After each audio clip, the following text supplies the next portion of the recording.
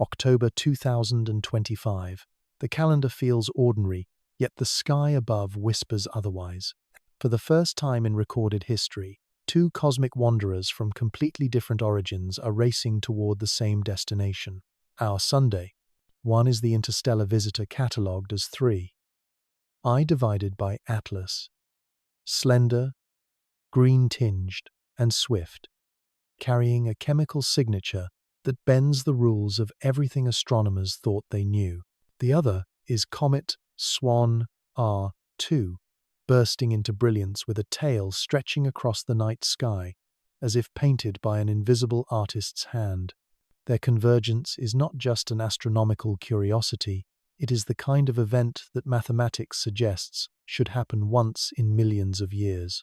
Yet, here they are, arriving almost together, as though they have agreed on an appointment at the very heart of our solar system. Scientists track their paths with mechanical precision. Radio dishes hum across the globe, while observatories in Chile and Hawaii whisper back streams of photons and data packets. Yet, for all our instruments, for all the patient labor of machines, there is a truth no machine can quite hold.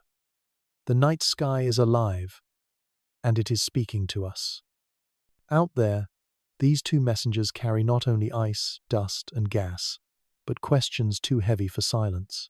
Questions about whether coincidence is ever truly coincidence, or whether we are watching a choreography scripted long before humanity learned to look up.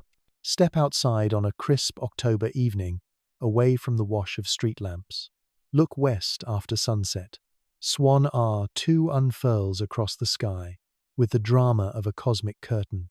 Its tail sweeps upward like a torch, an immense veil shimmering against the fading light. Nearby, 3, I divided by Atlas, lingers as a faint emerald smudge, delicate yet purposeful, its green glow unmistakable for the trained eye. To see both in the same night sky is to feel dwarfed. Yes, but also implicated, as if the universe had staged this moment and cast us, the watchers, as unwilling characters. What does it mean for two strangers to arrive in our system together? The scientific explanation is probability stretched to its unlikely limit. Yet in the silence of space, where no sound travels, we cannot help but imagine intention. History tells us that comets were omens, harbingers of change. Ancient Chinese astronomers wrote of sweeping tails as broom stars, sweeping away dynasties. Medieval chronicles feared them as warnings of famine or war. Today we try to scrub away such superstition with the antiseptic of science. And yet, when we witness the emerald glow of 3I divided by Atlas and the blazing veil of Swan R2 sharing the same sky, the old feelings stir again. Perhaps not fear, but awe. Perhaps not prophecy, but a reminder of our fragility beneath the vast machinery of space. Inside sterile laboratories, scientists count molecules. Spectrographs whisper of cyanogen and diatomic carbon, glowing green under solar light.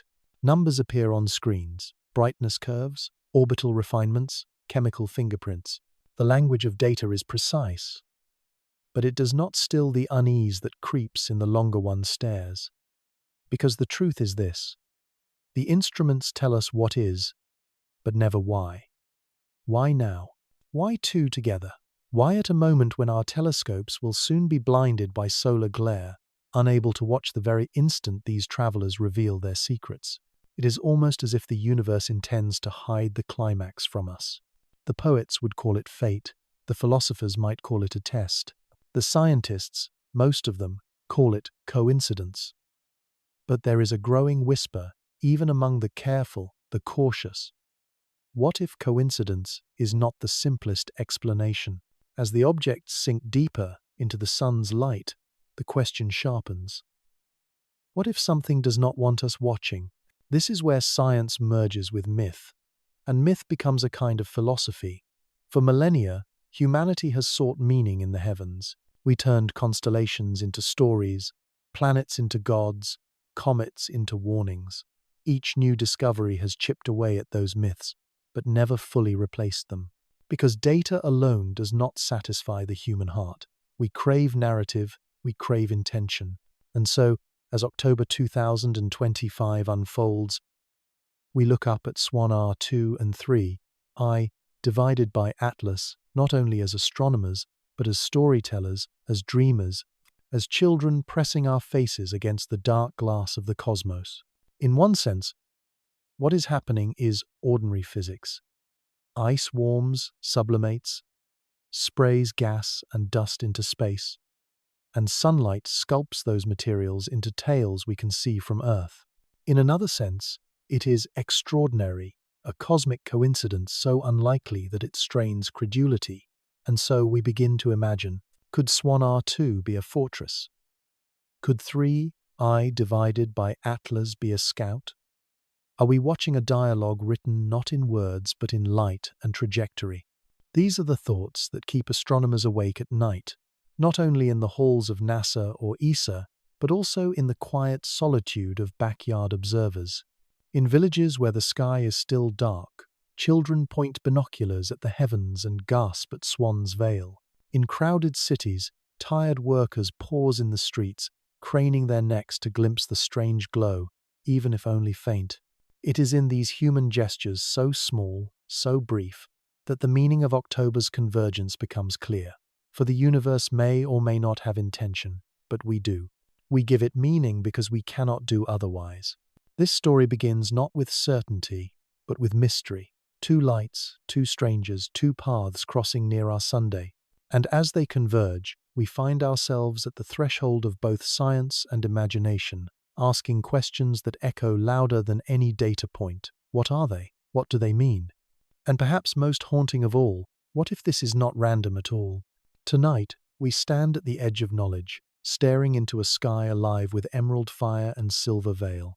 October 2025 has come, and with it, the chance, perhaps the only chance in our lifetime, to witness the universe writing in a language we do not yet know how to read. Discovery never begins with thunder. It begins with silence, with the quiet persistence of photons falling on sensors night after night. Imagine the Atlas survey telescopes, standing in the Atacama Desert, their mechanical eyes sweeping across the heavens. On July 1st, 2025, one of those eyes caught a faint flicker, a single pixel out of place. To anyone else it might have been noise, a glitch, a nothing. But when orbital mechanics were run, the truth emerged. This was no ordinary wanderer. Its path was hyperbolic, a signature of something not bound to our Sunday, a messenger from beyond, the third confirmed interstellar visitor in human history. It was christened 3, I divided by Atlas. And then, as if one revelation were not enough, another visitor followed. September 11th, 2025. In imagery from Soho's Swan instrument, an amateur astronomer named Vladimir Bezugli spotted something odd, a rapid brightening, sharper than expected. Within days, it was confirmed. A new comet, C divided by 2025, R2, Swan R2. Unlike Atlas, it was no alien. It was born in our own Oort cloud, that vast halo of icy bodies encircling the solar system. But its sudden blaze was startling, its tail majestic, reaching across the twilight sky like a banner. Two discoveries, two arrivals, months apart yet destined to share October. Was it chance? The mathematics say, yes, improbable, but not impossible. Yet from the beginning, the timing unsettled even the most disciplined astronomers. One interstellar scout, one native giant, arriving at the same stage, as if summoned for the same performance. Data streamed in. Telescopes across continents passed the baton of observation. Chile handing off to Hawaii, Hawaii to the Canary Islands, then to space telescopes orbiting above Earth's atmosphere. The James Webb turned its infrared gaze on 3 I divided by Atlas, finding it dominated by carbon dioxide, strangely low in water vapor. The Very Large Telescope in Chile revealed bright nickel emissions, but curiously, no iron where iron should be. Hubble constrained its size, a modest nucleus just a few kilometers across, small yet potent enough to glow green in the night. Meanwhile, Swan R2 was dazzling amateurs and professionals alike, its brightness climbing, its tail stretching degrees of sky, larger in appearance than the moon. The science is meticulous. Photons split into spectra. Molecules identified. Cyanogen, diatomic carbon, water vapor, dust grains. Brightness curves plotted, tails measured, coma structures modeled. But beyond the graphs lies a story of human persistence. For centuries, the sky has whispered, and we have trained ourselves to listen more carefully each generation. Stone-carving priests once marked the paths of comets. Now algorithms catch them in pixelated anomalies. Yet the core emotion remains unchanged. Astonishment that something new has appeared, uninvited, in the firmament. The language of discovery is also the language of humility. The Atlas survey alone produces hundreds of gigabytes of sky, every clear night oceans of data where anomalies are drowned. Most are false positives. Asteroids, satellites, noise. Yet hidden among them, once in a decade, a true wanderer emerges. That we caught 3 divided by Atlas at all is a miracle of vigilance. How many others have passed unseen, their tails swallowed by glare, their secrets never recorded? How many messages slipped through the cracks of our watchful sky? The discovery of Swan R2 reminds us of something else. Science is not the sole domain of institutions.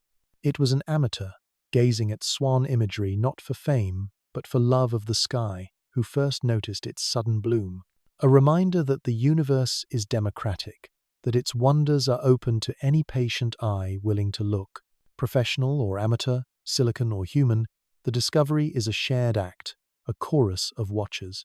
But discoveries are only beginnings. What truly unsettles is what happens next. Because as October draws near, these 2 bodies will dive into the sun's glare. Earth-based telescopes will go blind at the very moment the climax unfolds. Days, weeks, perhaps months of silence will follow, until they re-emerge, if they re-emerge at all. We will wait in the dark, left only with speculation and faith. And so imagination slips in where data cannot reach. If science is about what, imagination is about why. Why together? Why now? Is it merely 2 wanderers drawn by gravity and probability, or is there choreography here, a hidden script? Astronomers may resist the question, but the public does not. To ordinary eyes, this looks like dialogue, a scout and a fortress, a needle and a veil, converging in time and space. The story of discovery, then, is also the story of what we project. Some see a coincidence of ice and dust. Others see patterns, symbols, intention. Both interpretations reveal something fundamental not about the comets, but about us. We are creatures who crave meaning. We do not accept silence easily, and so, when 2 cosmic voices sing in the same octave, we hear not randomness, but harmony. Perhaps discovery is never complete until it becomes story. The machines find the pixels, the scientists find the orbits, but it is the human heart that makes sense of it. That is why 3 divided by Atlas and Swan R2 are more than objects. They are characters in a cosmic play, one green and small, the other grand and blazing. Their entrances now scripted into history, their fates unwritten. We, their audience, watch from a fragile blue world, waiting for the curtain of sunlight to rise again. For discovery is not only about knowing, it is about enduring the wait between knowing and not knowing. And in that space, we find the drama that makes the sky so endlessly human. Deep space speaks in the language of metals. Every atom carries a voice, every photon a signature. When the Very Large Telescope turned its eye toward 3 divided by Atlas, astronomers expected a familiar chorus: carbon, water, dust, and the faint echo of iron, as in every comet they had studied before. But what came back startled them. Nickel shone bright and unambiguous, yet iron, its eternal companion, was absent. It was as if a piano key had been struck without the rest of the chord, leaving a haunting dissonance in the music of the cosmos. To the casual observer, such subtleties are invisible. A comet's glow is just beauty in the night sky. But to scientists, that missing iron line is a riddle. In meteorites, asteroids, and other comets, nickel and iron walk hand in hand. They are forged together in the fires of stars, locked into predictable ratios by cosmic alchemy billions of years old. The absence of iron in 3, I divided by Atlas, is like hearing a familiar song with half its notes erased. The question reverberates. What could cause such a discord? Theories unfold. Perhaps exotic chemistry, in the interstellar medium-bound nickel, into fragile compounds, releasing it preferentially. As the comet warms near the sunday, perhaps eons of cosmic weathering altered its surface, stripping iron away. Perhaps the ratios in its home star system simply followed a different script, rewriting what we assumed was universal. But some whispers go further. Could this be a signature not of nature, but of design? Could we be staring not at an accident of chemistry, but at a fingerprint, subtle and deliberate? NASA and ESA remain cautious. Their statements emphasize the familiar, unusual, yes, unprecedented, no. Space is vast and diverse, and 3 known interstellar visitors hardly define what is normal, yet the strangeness lingers. Because chemistry is supposed to obey the grammar of physics, and here we see a dialect that does not quite fit the rules. As scientists dissect spectra, the public turns to imagination. The green glow of the comet becomes more than just cyanogen and diatomic carbon fluorescing under sunlight. It becomes a symbol, an emerald flame burning across the dark canvas of October nights. Photographers capture it, their lenses translating photons into images shared across the world. Children look through small telescopes and gasp. Amateur astronomers speak of it in reverent tones. In the language of human culture, green has always carried weight. Renewal, life, warning. To see it radiating from an interstellar stranger is to feel both promise and unease. Meanwhile, Swan R2 presents its own puzzle. It brightens too quickly, unfurling a tail as if racing to announce itself. Its outgassing follows patterns both familiar and slightly foreign, as though nature were repeating a theme in a new key. Together, the pair seem like opposites in dialogue, compact and needle-like, against vast and sprawling, subtle emerald against sweeping silver. And if the human mind is wired to find patterns, how can we resist seeing them as characters designed to complement each other? This is where drama enters.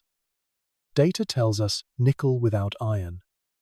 Imagination asks, why? Data shows us a brightening curve too steep. Imagination whispers, to what end? We stand at the threshold where science and speculation collide, not to dismiss one another, but to enrich. For even as we remain disciplined in observation, we cannot help but feel that something intentional hovers in these anomalies, like the faint outline of a message hidden in static. Consider the history of discovery. When Galileo first turned his telescope to the heavens, he saw moons orbiting Jupiter, something no one expected. When Newton calculated the motions of comets, he revealed a cosmos bound by mathematics rather than whim. When astronomers first found exoplanets, they discovered worlds orbiting in ways our models never predicted. Again and again, anomalies become revelations. Perhaps 3, I divided by Atlas, is another. Perhaps the missing iron, the dominant carbon dioxide, the green glow, perhaps all, are parts of a new grammar of creation that we are just learning to read. And yet, what if the anomalies are deliberate? That question haunts quietly, lingering in late-night discussions. If the universe is sprinkled with intelligences older and stranger than us, why not leave messages in the only medium guaranteed to last? Atoms, molecules, light. A civilization that can cross stars might not speak in words. It might speak in chemistry. It might place nickel where iron should be, green where black was expected. It might craft comets that masquerade as natural wanderers until one curious species begins to notice what is missing. Such speculation may exceed the data, but it captures the imagination. And in truth, imagination is as much a driver of science as skepticism. For without wonder, the instruments fall silent. Without questions, spectra are just numbers. And so, the drama of metals, the missing iron, becomes not just a puzzle for researchers but a spark for humanity. Look again at the night sky in October. See the emerald smudge of 3I divided by Atlas, the luminous veil of Swan R2. Behind those lights lie countless stories, scientific, cultural, philosophical. Some will say coincidence, others will say omen. A few will dare whisper of design, but all will agree on this. Something extraordinary is happening, and it will not be easily forgotten. In the end, the atoms do not lie. Nickel glows where iron does not. Carbon dioxide dominates where water should. Cyanogen paints green where we expected black. The universe is speaking in a dialect, strange and unfamiliar. Whether it is nature's dialect or someone else's, we have yet to decide. Picture the solar system as a grand clockwork. Each planet ticks in its orbit, steady and predictable, a cosmic ballet choreographed by gravity. For billions of years, this order has held, planets circling the sun like dancers tied to invisible strings. And then, October 2025 arrives. Into this ordered stage step 2 uninvited guests. 3I divided by Atlas, Interstellar and retrograde, and Swan R2, native and flamboyant. They enter not from the same door, not even from the same tradition of birth. Yet their timing overlaps with uncanny precision. The probability, the statisticians say, is vanishingly small. Yet here they are, meeting in the golden theatre of the inner solar system.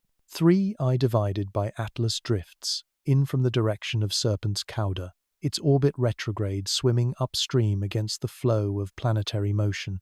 To call it rebellious is no exaggeration.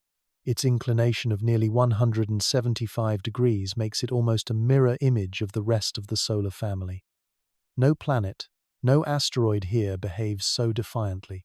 Swan R2, by contrast, tells a story closer to home. Born in the Oort cloud, it spent eons in frozen silence until some gravitational nudge sent it inward.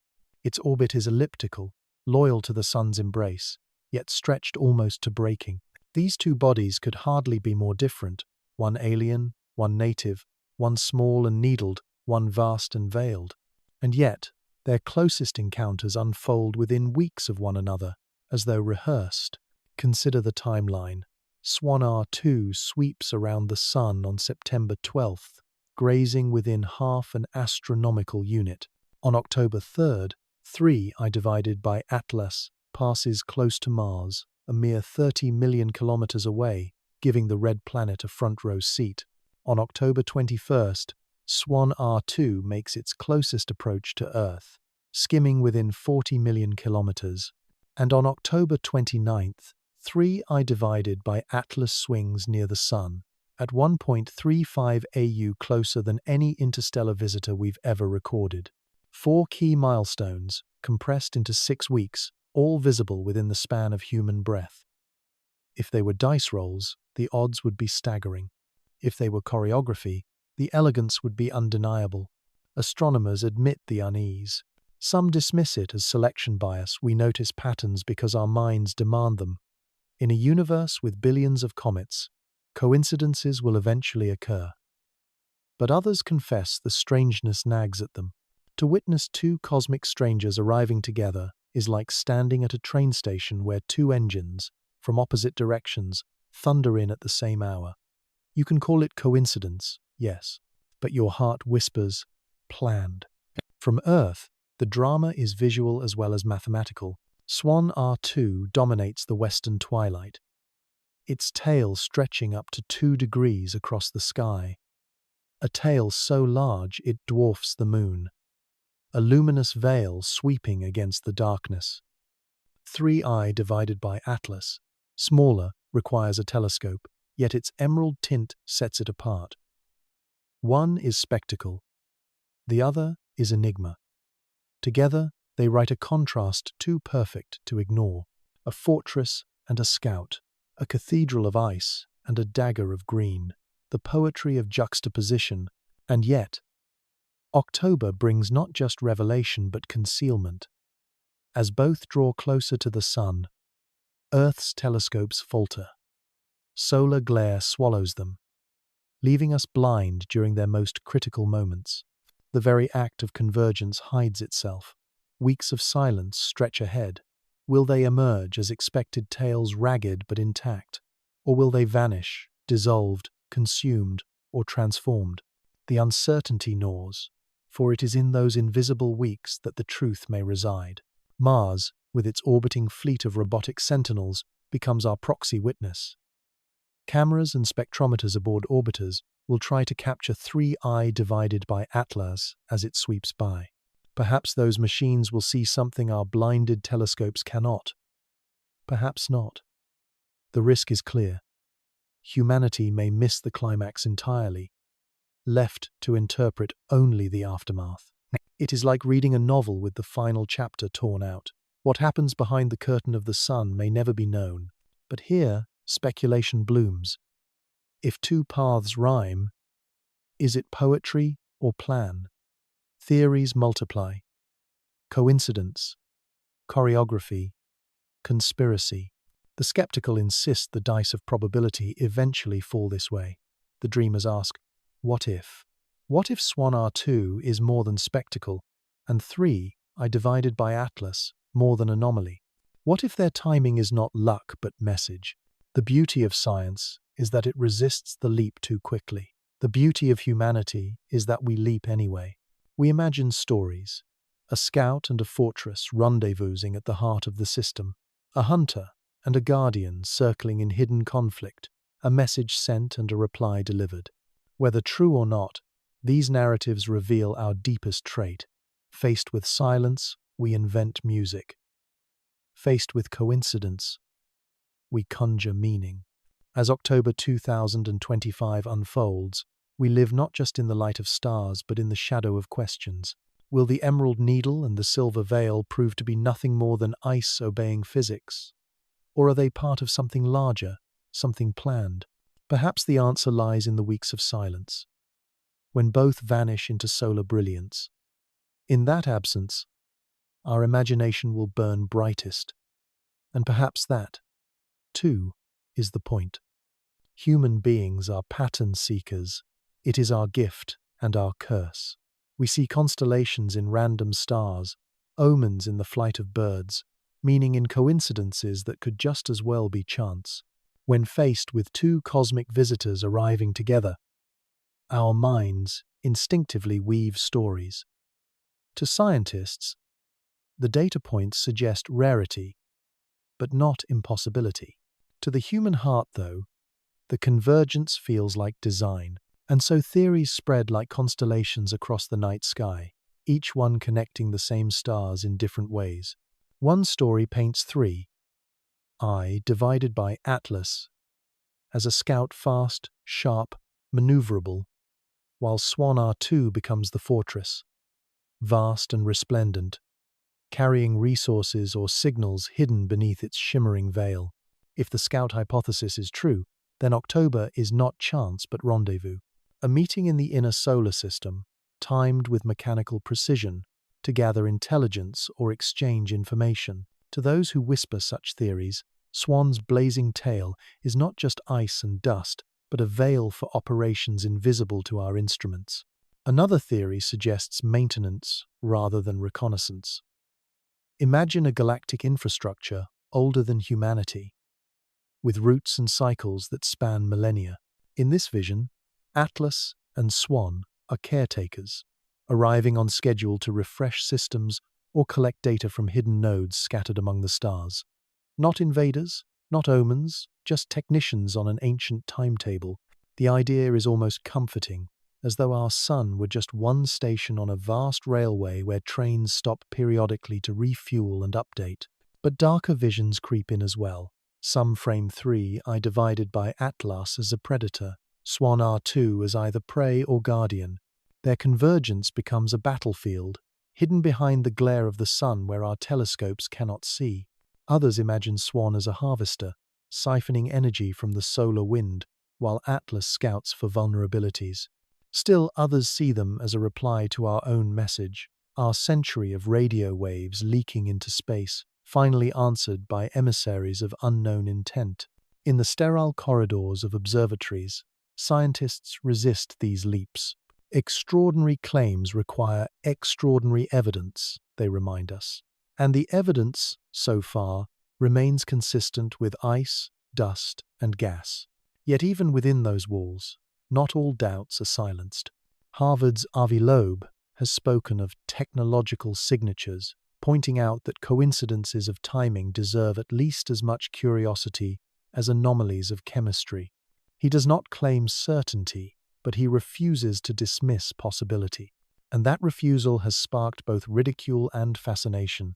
For to entertain such ideas is to walk a tightrope between science and myth. Outside the labs, imagination roams freely. Social media explodes with speculation. Artists draw Atlas as a glowing spear piercing the sun, Swan as a radiant citadel unfolding wings of light. Ancient myths resurface comets as heralds of dynastic change, two lights in the sky as cosmic twins or rival gods. For some, it is not science but destiny, the heavens once again delivering a message at a turning point in history. But why does the human mind lean this way? Perhaps it is because randomness offers no comfort. If two comets simply arrive together by chance, then the universe is indifferent. But if there is purpose, then we are not alone. Theories, then, are not just explanations of the sky. They are mirrors reflecting our own fears and hopes. To see a scout and fortress is to imagine invasion. To see a relay and depot is to imagine contact. To see maintenance workers on a cosmic timetable is to imagine that our solar system is part of a greater design.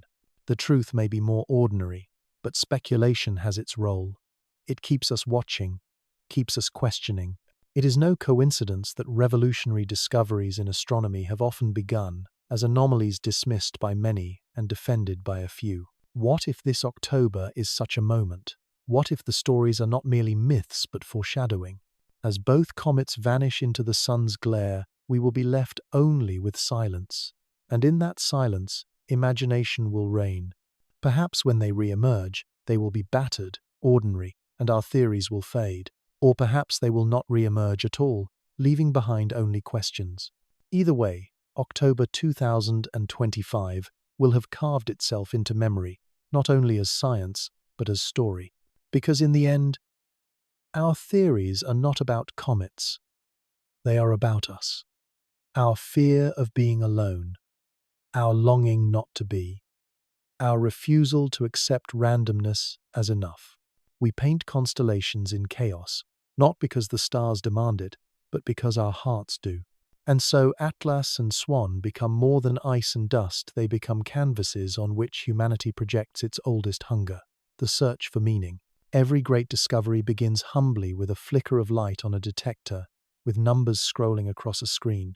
The story of 3I divided by Atlas is no exception. On a July night in 2025, in the dry, thin air of Chile's Atacama Desert, the Atlas Survey Telescope noticed a single pixel that should not have been there. To most, it looked like a meaningless speck, another artifact in the endless flood of data. But algorithms flagged its motion, and within hours orbital mechanics confirmed the astonishing truth. This object was not bound to our Sunday. Its trajectory was hyperbolic.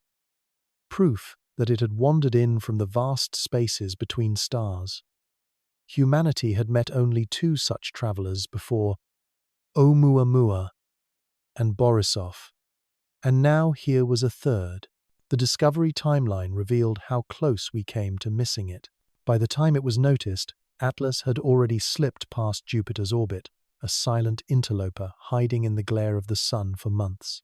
It may have been inside our solar system since late 2024, undetected, unnoticed, drifting like a shadow among the planets. That realization unsettles astronomers. If this visitor could cross our neighborhood unseen, how many others have done so?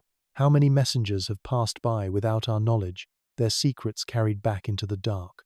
The object's trajectory is extraordinary. nearly retrograde, tilted at 175 degrees to the plane of the planets, swimming upstream against the current of the solar system. Its path will carry it inside the orbit of Mars, to a perihelion distance of just 1.35 astronomical units on October 29th. For an interstellar visitor, this is shockingly close. Its flyby of Mars on October 3rd will bring it within 30 million kilometers of the red planet, close enough for orbiters there to capture data Earth-based telescopes may miss. For Earth itself, the closest approach will remain a safe 270 million kilometers, but the opportunity for study is profound. Hubble's keen vision has constrained the nucleus to only a few kilometers across, modest in size, yet potent enough to generate a glowing green coma visible across autumn skies. The James Webb Space Telescope has already revealed a composition dominated by carbon dioxide, with surprisingly little water vapor at large distances. The Very Large Telescope in Chile has shown the now famous nickel emission lines, with iron conspicuously absent. Piece by piece, the portrait of Atlas grows stranger, as though this visitor refuses to conform to our models. Behind the numbers lies a human story. Teams across continents coordinate observations, handing the object from one hemisphere to another as Earth spins.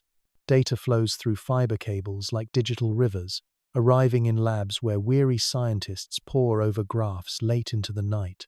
The global collaboration is immense, amateurs feeding images into databases, professionals running simulations, algorithms scanning for patterns. It is a chorus of curiosity, united by a shared desire to understand this wanderer. And yet, as October approaches, the sky conspires against us. The geometry of Earth and Sun will soon make 3I divided by Atlas nearly invisible. Solar glare will blind our instruments during the most critical weeks of its approach. We may learn less than we hope, forced to wait until it re-emerges months later, if it re-emerges at all. That gap, that silence, becomes a canvas for fear and imagination alike. Perhaps the comet will behave predictably, its chemistry exotic but natural. Or perhaps it will shatter under solar heat, leaving fragments that tell a different story. Or, more provocatively, perhaps it will reveal behaviors no natural body should display. To the public, the narrative is already larger than science. They see Atlas not only as an object but as a character. It is the Green Scout, the interstellar messenger, a needle of emerald light threading through the solar system. They imagine it carrying data, or coded chemistry, or even intent.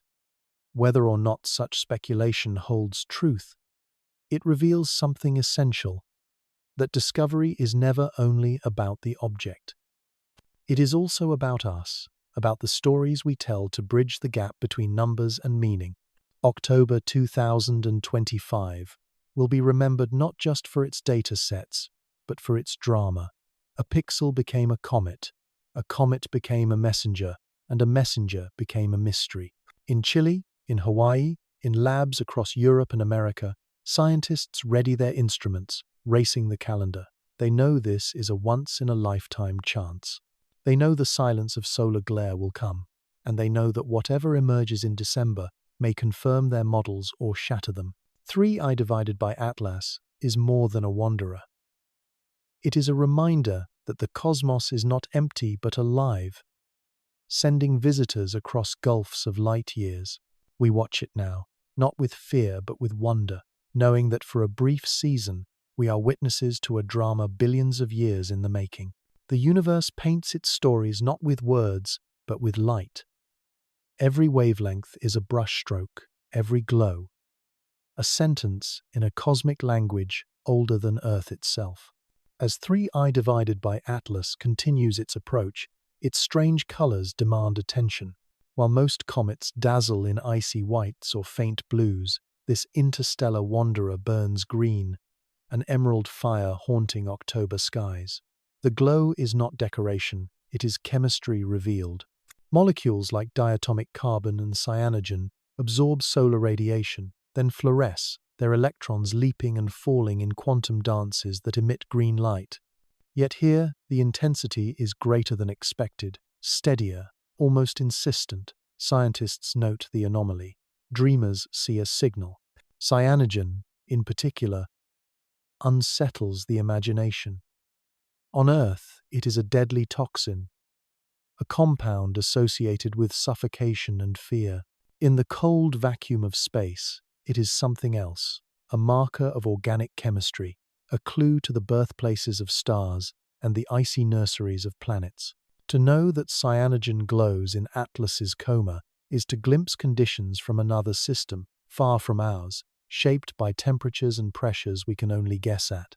Each photon from that green haze is a message billions of years old, whispering secrets about the star where Atlas was born. The nickel puzzle deepens this portrait. Astronomers expected iron to join nickel in the spectral lines, as it does in every meteorite and comet known. Yet the iron is silent, absent as if erased. Explanations remain tentative, exotic compounds breaking down, long eons of cosmic weathering, chemical pathways unique to Atlas's home system. But the strangeness persists, a note of dissonance in the music of elements. Some theories venture further that this imbalance could be artificial, engineered rather than natural.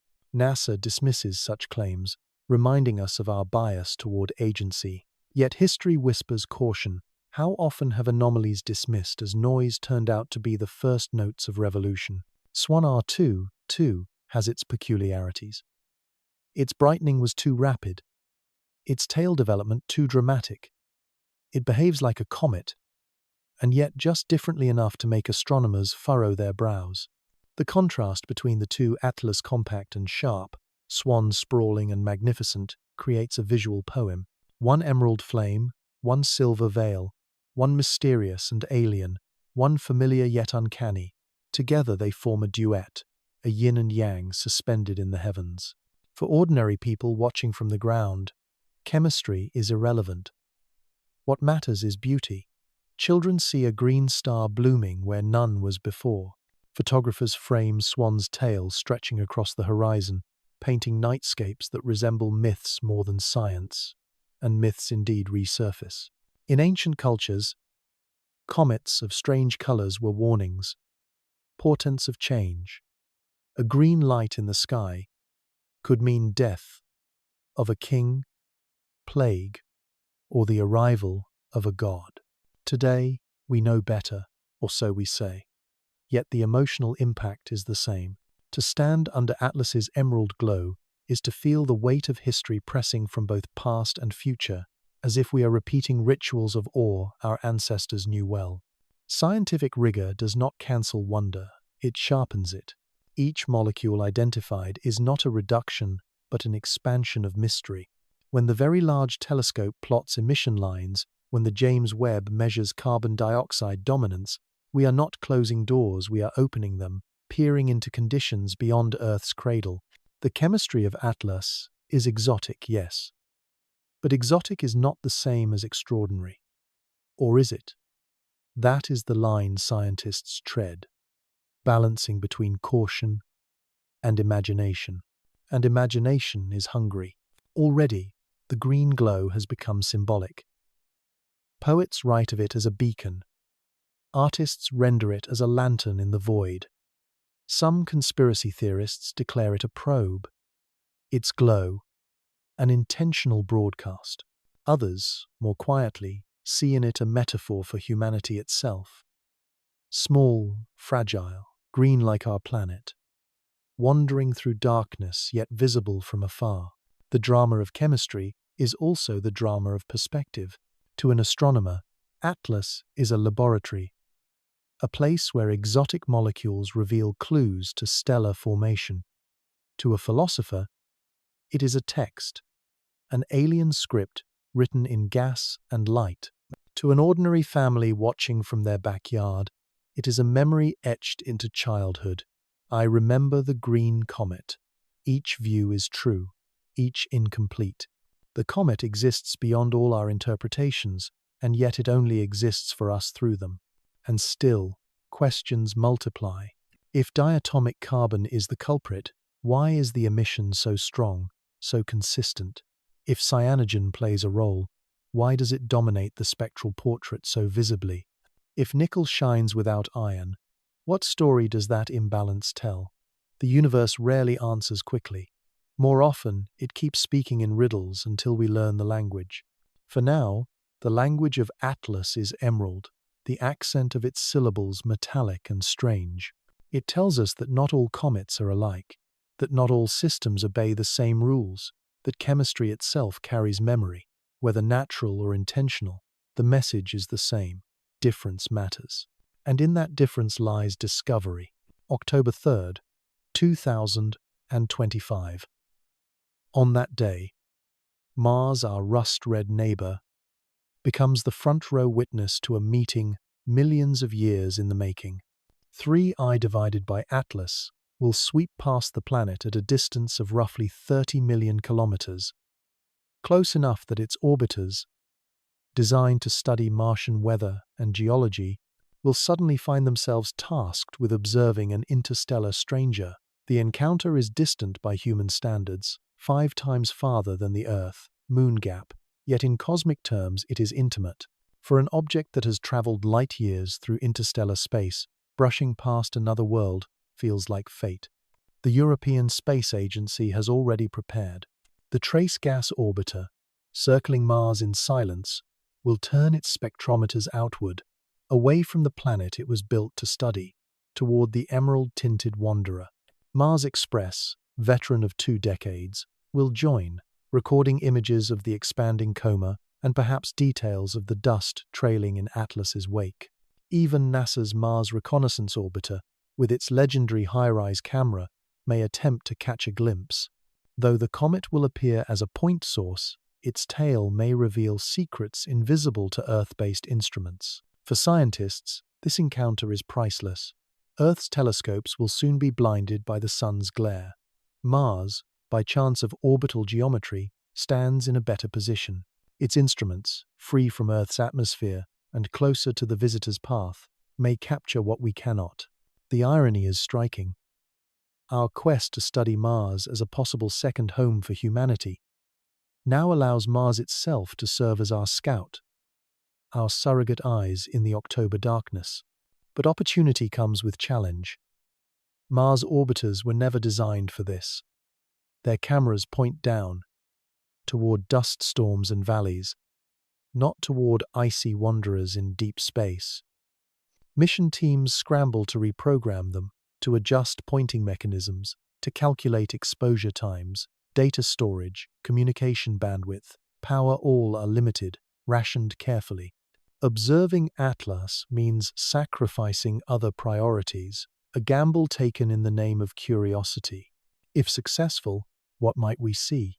Dust particles scattering sunlight in patterns that reveal their size, spectral lines hinting at volatile gases released as the comet warms, perhaps the first detailed look at the interaction between an interstellar visitor and the solar wind, seen from a vantage point no human eye can claim. Every photon recorded could rewrite textbooks, could sharpen the blurred outlines of Atlas's origin story.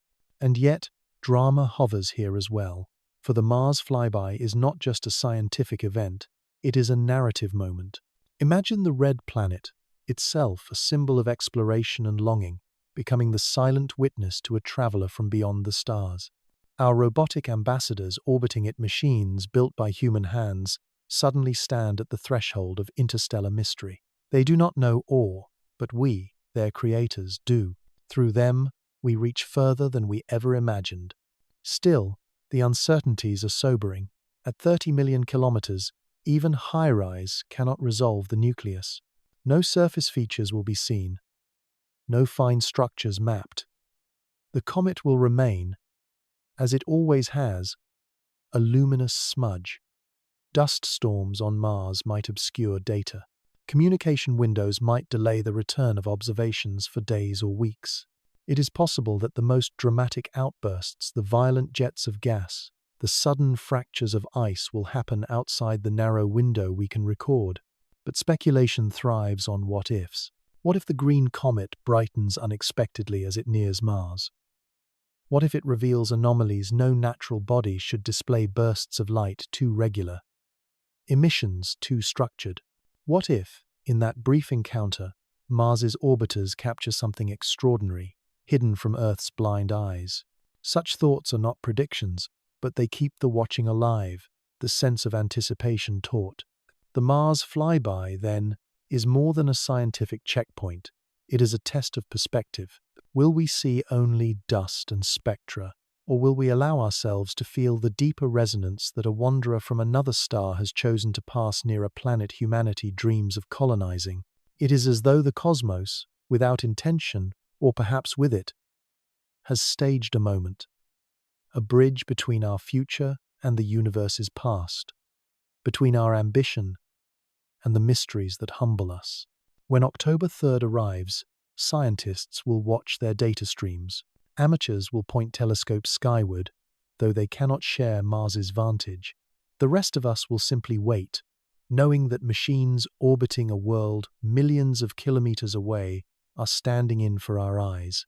And in that waiting, we will imagine Mars itself, watching too silent, red, ancient, bearing witness to the emerald messenger that brushes by on its way to the Sunday. While 3I divided by Atlas carries the allure of the alien, it is Swan R2 that steals the stage with sheer spectacle. Emerging from solar glare in September 2025, it appeared suddenly, as though conjured from dawn itself. By mid-month, amateur astronomers reported its brilliance spreading across the western horizon. Its tail stretched degrees across the sky, luminous enough to paint twilight with silver strokes. Where Atlas was a subtle emerald smudge requiring careful searching, Swan R2 was a revelation, a comet made for poetry as much as for science. Its discovery story carries a distinctly human touch. Not NASA, not ESA, but an amateur named Vladimir Bezugli first noticed the anomaly, his patient eyes scanning the Swan instrument's imagery from Soho. There, amid streams of hydrogen data, a brightening betrayed a new comet.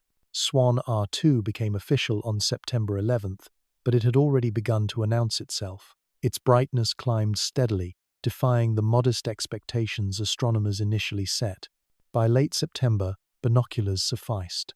By October, it brushed the edge of naked eye visibility. For millions across the globe, Swan R2 was not a line in a scientific paper, but a presence in the evening sky, an ornament of autumn.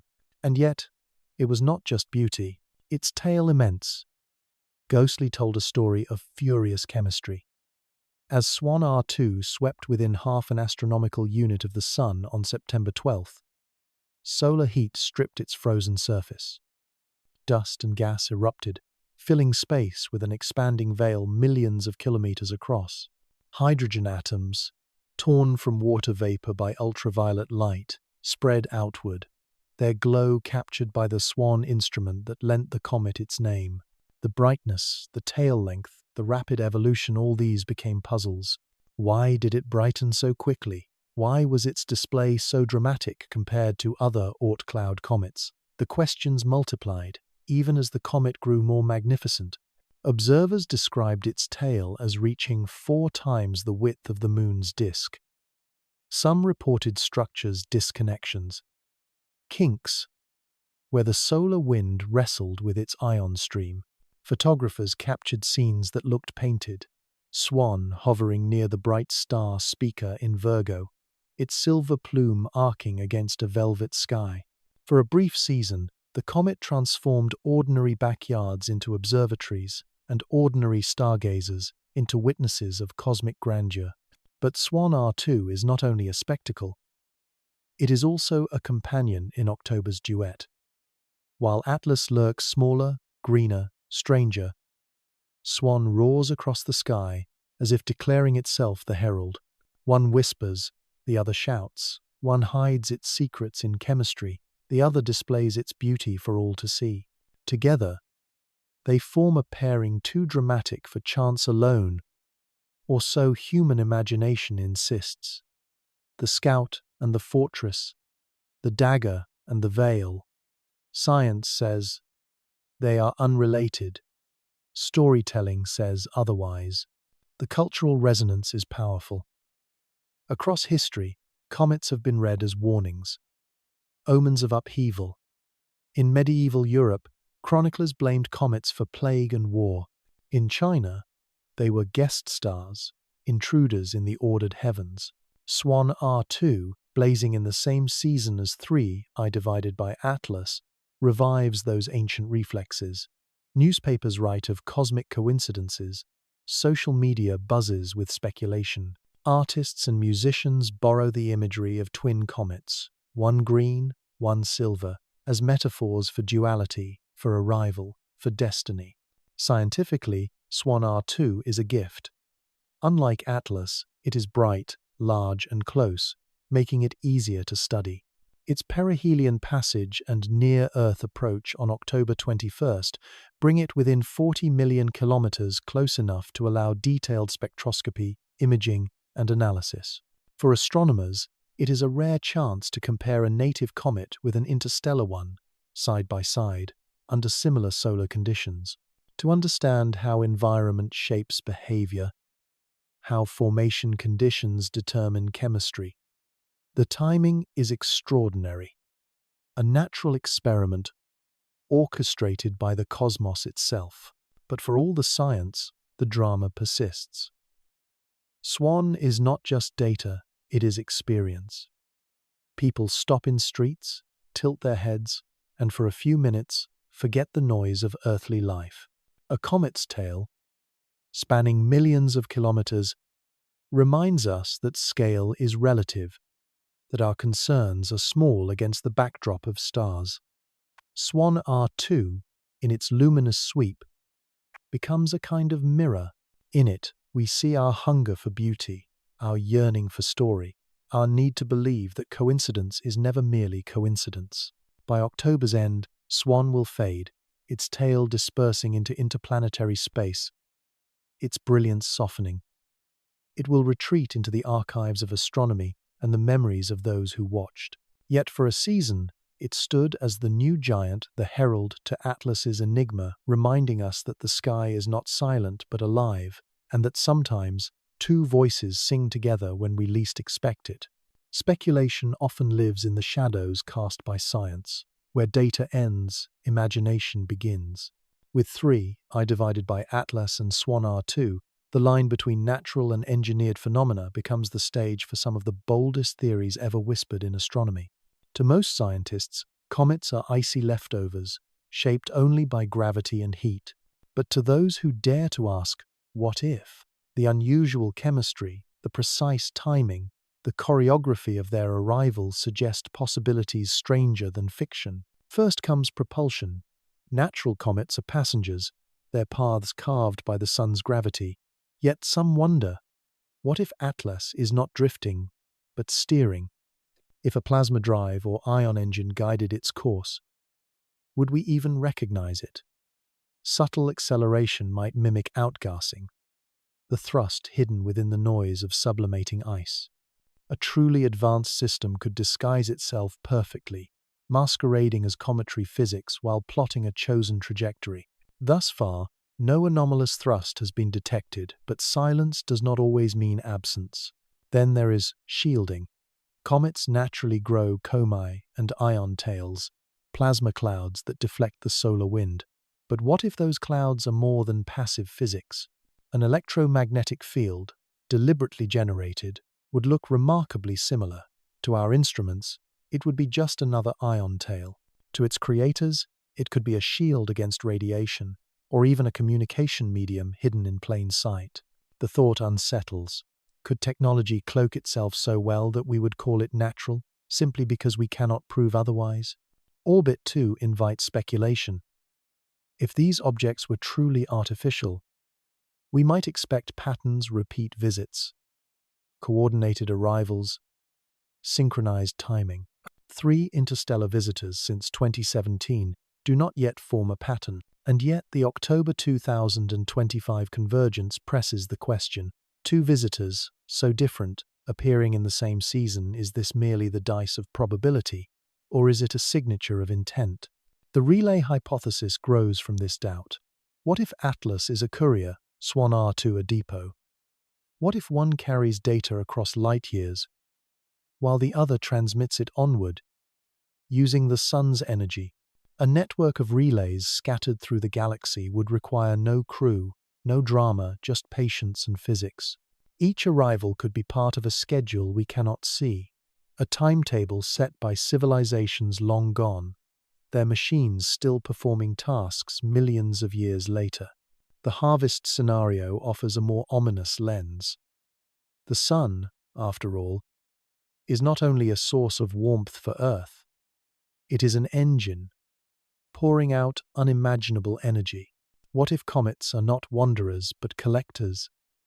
Swan's vast tail could conceal magnetic funnels, channeling solar wind into storage systems. Atlas, smaller and sharper, could be the scout, measuring plasma conditions for optimal extraction. To us, they appear as ice sublimating. To others, perhaps, as industry camouflaged in natural form. Skeptics answer, extraordinary claims demand extraordinary evidence. And the evidence so far: spectral lines, brightness curves, orbital mechanics, fits within the boundaries of nature, however exotic. Nickel without iron can be explained by rare chemistry. Green emission can come from diatomic carbon. Rapid brightening can follow from fresh ice suddenly exposed. These are mysteries, yes, but not miracles. Yet speculation persists because imagination is not optional. It is woven into human inquiry. When Galileo saw Jupiter's moons, some imagined them as alien worlds. When Percival Lowell sketched Martian canals, he dreamed of civilizations. When astronomers first saw radio bursts, they half joked about extraterrestrial beacons. Each time, imagination ran ahead of data. Each time, science eventually caught up, correcting or confirming. Perhaps Atlas and Swan will be no different. Perhaps in December, when they re-emerge from solar glare, we will sigh with relief. They were only comets, after all. But what if not? What if one day, amid the noise of outgassing, we detect a signal too structured to dismiss? What if nickel lines form a code, if brightness curves reveal a pattern, if timing itself is the message? Even NASA admits the limitation. Absence of evidence is not evidence of absence. Our instruments may not be tuned to recognize technologies that operate beyond our physics. A machine advanced enough might mimic nature so flawlessly that we never know. For now, speculation is theater unproven, imaginative, alluring. But theater has value. It keeps us watching, keeps us asking questions we might otherwise ignore. And if the sky truly is staging a play, then Atlas and Swan are its lead actors, their roles shifting between wanderers, scouts, harvesters, and fortresses depending on who interprets the script. October 2025 will not end the debate. It will only sharpen it. For when the comets vanish into the sun's glare, silence will replace certainty. And in that silence, theories will multiply like stars, reminding us that the boundary between science and story is not a wall but a bridge. What could they possibly share? On the surface, 3, I divided by Atlas and Swan are 2, are worlds apart. One comes from interstellar space, lean and emerald, a traveler that has crossed the void between stars. The other is a native child of the Oort cloud, immense, flamboyant, carrying a silver veil across the heavens. Yet, as October 2025 unfolds, their arrivals overlap like lines of a poem. It feels less like chance, more like design. And so the question emerges, do they have a shared purpose? Human minds rush to fill the gap. We imagine Swan R2 as a depot, massive and resource-rich, while Atlas plays the nimble scout, darting ahead to probe conditions and carry information back. In such a framework, their rendezvous is no accident but a mission. The scout gathers intelligence, the fortress processes it. The veil of dust and gas conceals systems far beyond our comprehension. It is science fiction, yes, but it is also a story that clings to the imagination, refusing to let go. Another version sees them not as partners, but as counterparts in a cosmic surveillance grid. Perhaps ancient civilizations seeded the galaxy with monitors, disguising them as comets, each programmed to awaken when signs of technology emerge. Earth's radio waves have been leaking into space for a century. Could they be the trigger? Could Atlas and Swan be responses, automated messengers converging on our sun to process and relay what they have heard? The thought is haunting. We may not be ignored, we may be under observation. Others envision more primal dynamics, hunter and harvester. Atlas the scout, precise and fast, identifying targets. Swan the processor, vast and capable, harvesting energy or resources. In this darker view, October 2025 becomes less about discovery and more about extraction. Not communication, but commerce. The sun, in this scenario, is not just a star, but a refueling station. To humanity, this is unsettling. To a civilization millions of years older, it might be routine. Yet, another interpretation imagines them as guardians and predators locked in opposition. If Atlas is dangerous, Swan may have arrived to neutralize it. Or perhaps the reverse. Atlas carries the scalpel, Swan provides the shield. We do not know, because we cannot see. The sun itself becomes curtain and stage, hiding their true roles behind its blinding glare. The absence of data feeds imagination more powerfully than data ever could. To scientists, these ideas are speculation, fantasies born of coincidence. But to ordinary people, they are myths reborn in a modern sky. Every culture has told stories of twin visitors, rival gods, siblings locked in eternal struggle, messengers arriving together at turning points in history. The Greeks told of Castor and Pollux, stars bound together as protectors. The Dogon of Mali spoke of paired celestial guides. In Europe, comets preceded the deaths of kings.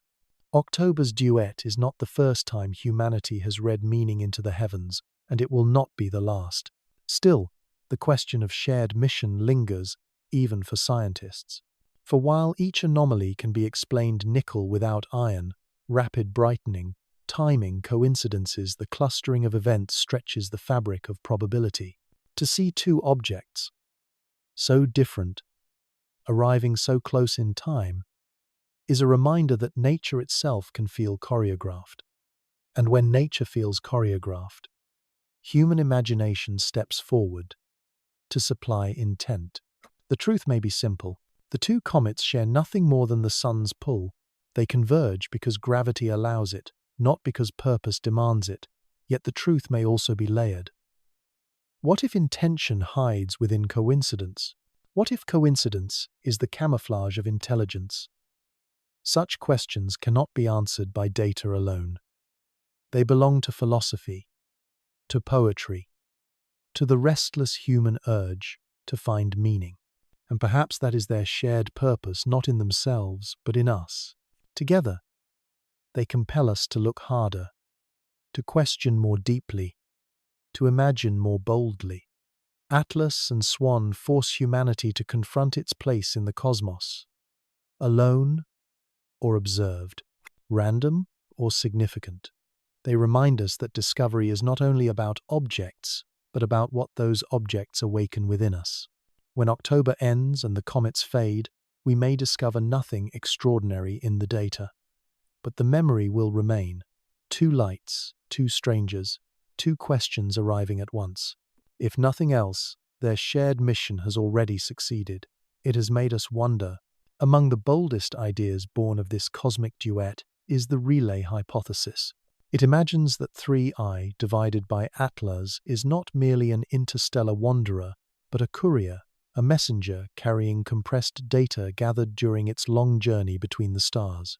Swan R2, in this vision, is not simply a luminous veil of dust and ice, but a receiving station, a transmitter disguised as spectacle, harnessing the sun's energy to amplify and send information onward. The timing of their convergence then becomes purposeful, the fulfillment of a schedule written long before humanity ever learned to gaze at the heavens with telescopes. The logic of such a theory appeals to both scientists and storytellers. Our sun is not just a gravitational anchor. It is a vast power source, an amplifier, a potential hub. General relativity tells us that stars can act as natural lenses, focusing electromagnetic signals across impossible distances. Place a relay at just the right position near a star, and suddenly interstellar communication becomes feasible. In this framework, Swan R2 could be camouflaging a colossal antenna within its coma, while 3I divided by Atlas arrives to deliver the payload observations, updates, archives, collected across its voyage. Science fiction? Perhaps. But one must admit the elegance of the idea. Humanity itself has long dreamed of galactic networks, of probes sent to the outer reaches, of machines that continue their mission long after their makers are gone. Why should others not have dreamed the same? Why should they not have seeded space with messengers wrapped in the disguise of ice and dust, a camouflage that ensures their survival for eons? Of course, skeptics remind us of reality. No anomalous radio signals have been detected from either object.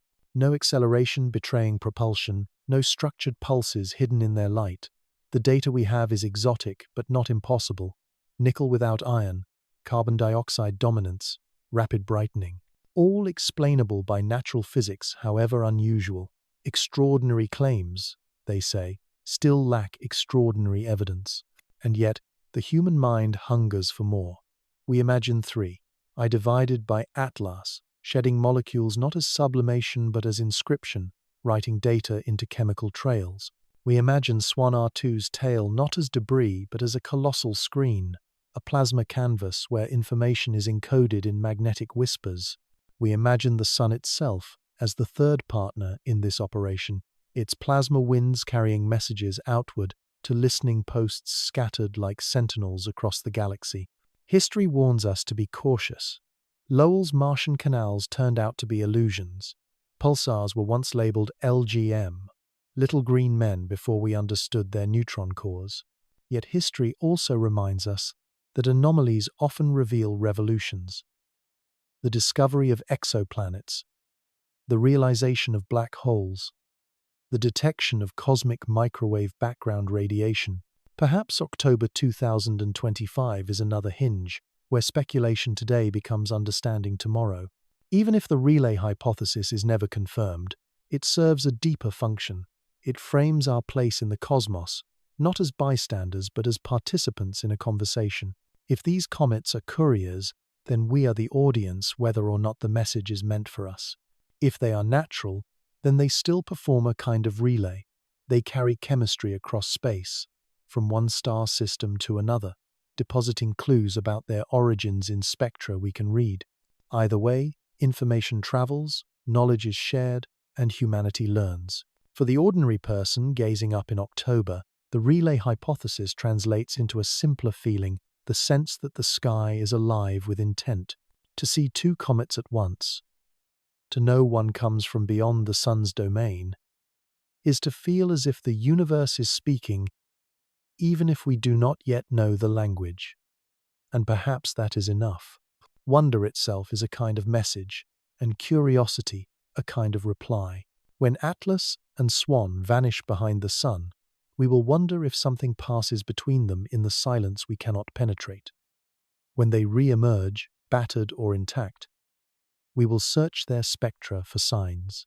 Likely, we will find only physics, but possibly, just possibly, we will glimpse more.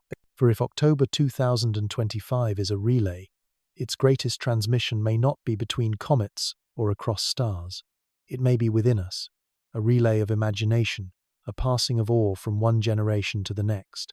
To look up at a green smudge and a silver veil and feel both curiosity and humility, that is the message we have already received. Imagine the sun not as the familiar star that warms Earth, but as a furnace coveted by others. For billions of years it has burned with relentless power, fusing hydrogen into helium, releasing energy so immense it outshines comprehension. Every second, 4 million tons of mass vanish into light. To us, the sun is life. But what if, to others, it is fuel? This is the heart of the harvest scenario, a vision where Atlas and Swan are not wanderers but workers, their arrival part of a cycle of cosmic resource extraction. In this framework, 3I, divided by Atlas, plays the role of surveyor. Small, sharp, green a scout, measuring plasma densities, solar output, magnetic field geometry. Swan R2, immense and dazzling, unfurls its magnificent tail not as a passive byproduct of sublimation but as a collection system. Imagine its dust veil as engineered funnels, capturing charged particles from the solar wind, siphoning isotopes like helium-3, the prized fuel for fusion reactors humanity has yet to master. From Earth, we see beauty. From another perspective, it could be industry disguised as natural wonder. Science explains tales as sunlight pushing on dust, as ions carried by solar wind. Yet harvesting could mimic this perfectly. A technology advanced enough would not oppose physics, but ride upon it, enhancing natural flows with subtle control. To us, it would look like sublimation. To them, it would be machinery operating in camouflage, indistinguishable from what we expect. Arthur C. Clarke's adage resonates here. Any sufficiently advanced technology is indistinguishable from magic. Perhaps it is also indistinguishable from nature. The scenario stretches imagination further. Micro, wormholes stabilized in stellar fields, conduits through which harvested matter could be whisked across interstellar distances, or magnetic reconnection harnessed to channel plasma into reservoirs hidden within cometary cores. The very phenomena we interpret as cometary outbursts might, in such a framework, be controlled discharges, the byproducts of stellar farming. Science has no evidence of this, but speculation thrives because the possibility cannot yet be disproven. History teaches us that humans, too, are harvesters. Our ancestors followed herds, then tilled fields, then mined coal and drilled oil. We move from forest to savanna to star, always in pursuit of energy. If civilizations older than ours exist, why would they not expand their hunger outward?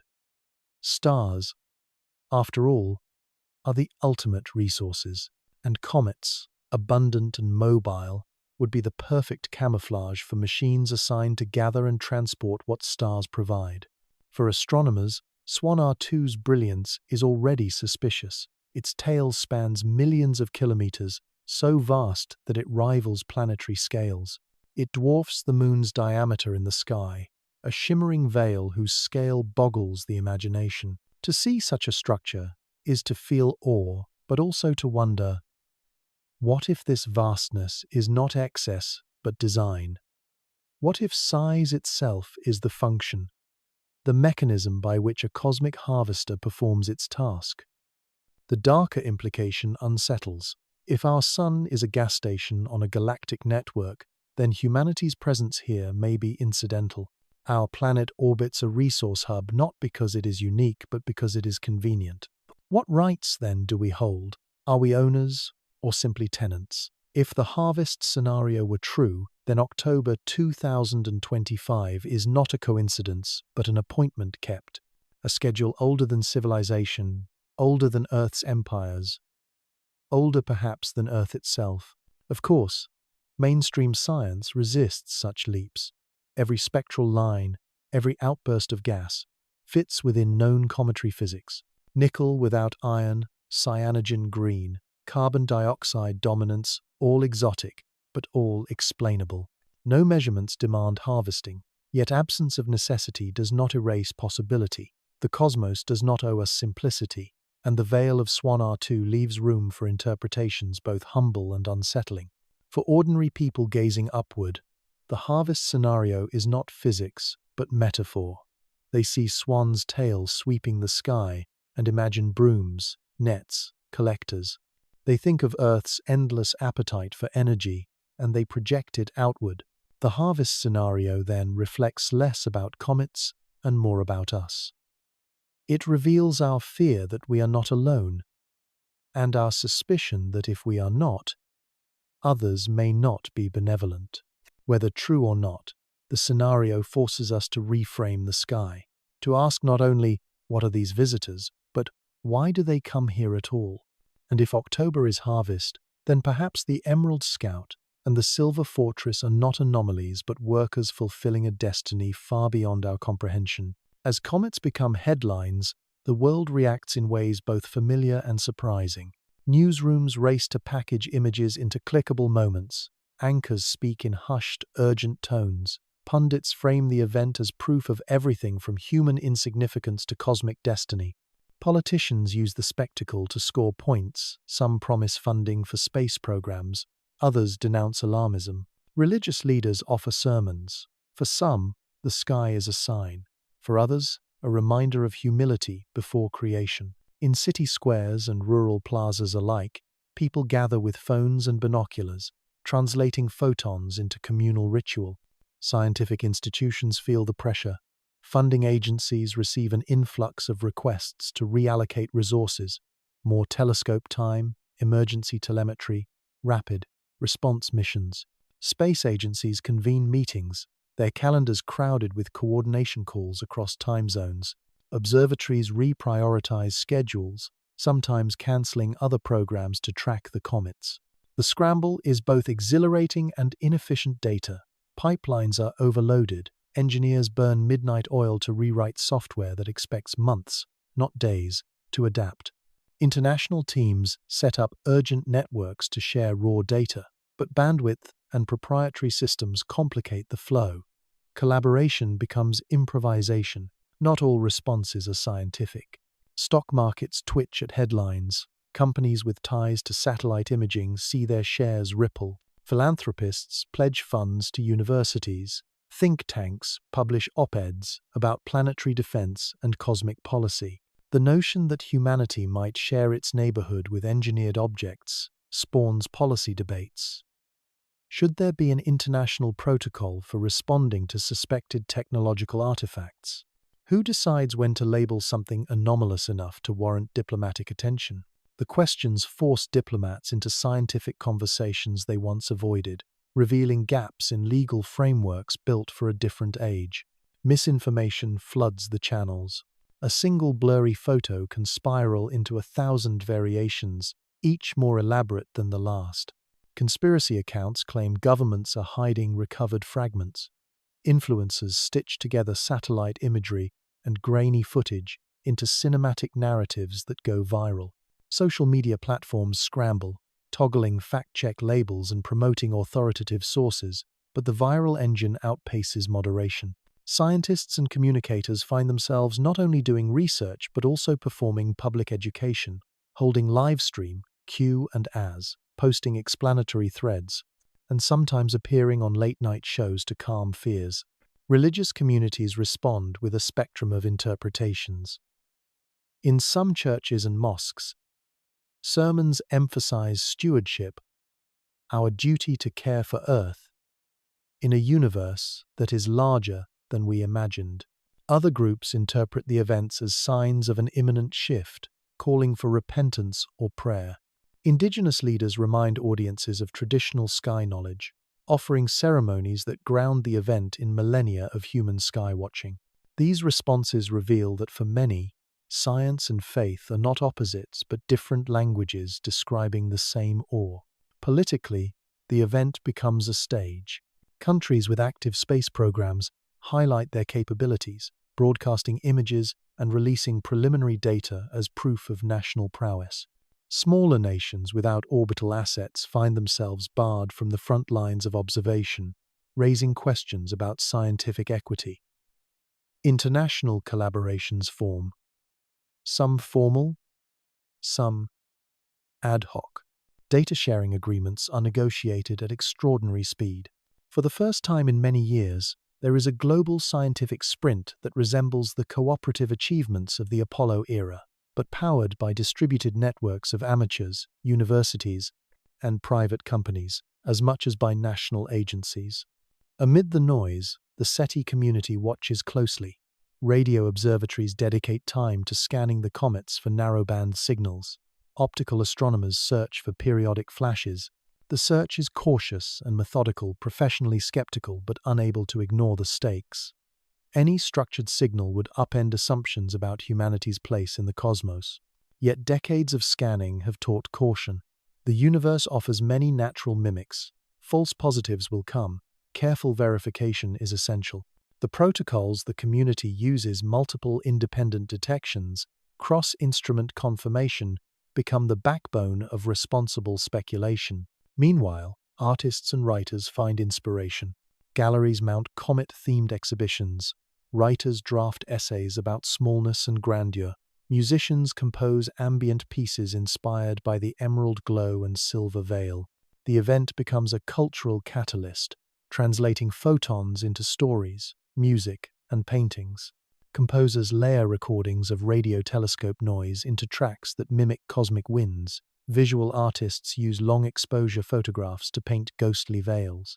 The comets enter human culture not as raw data, but as metaphors, symbols for moments when the ordinary is interrupted by the sublime. Technologists and engineers take a different view. Startups pitch ideas.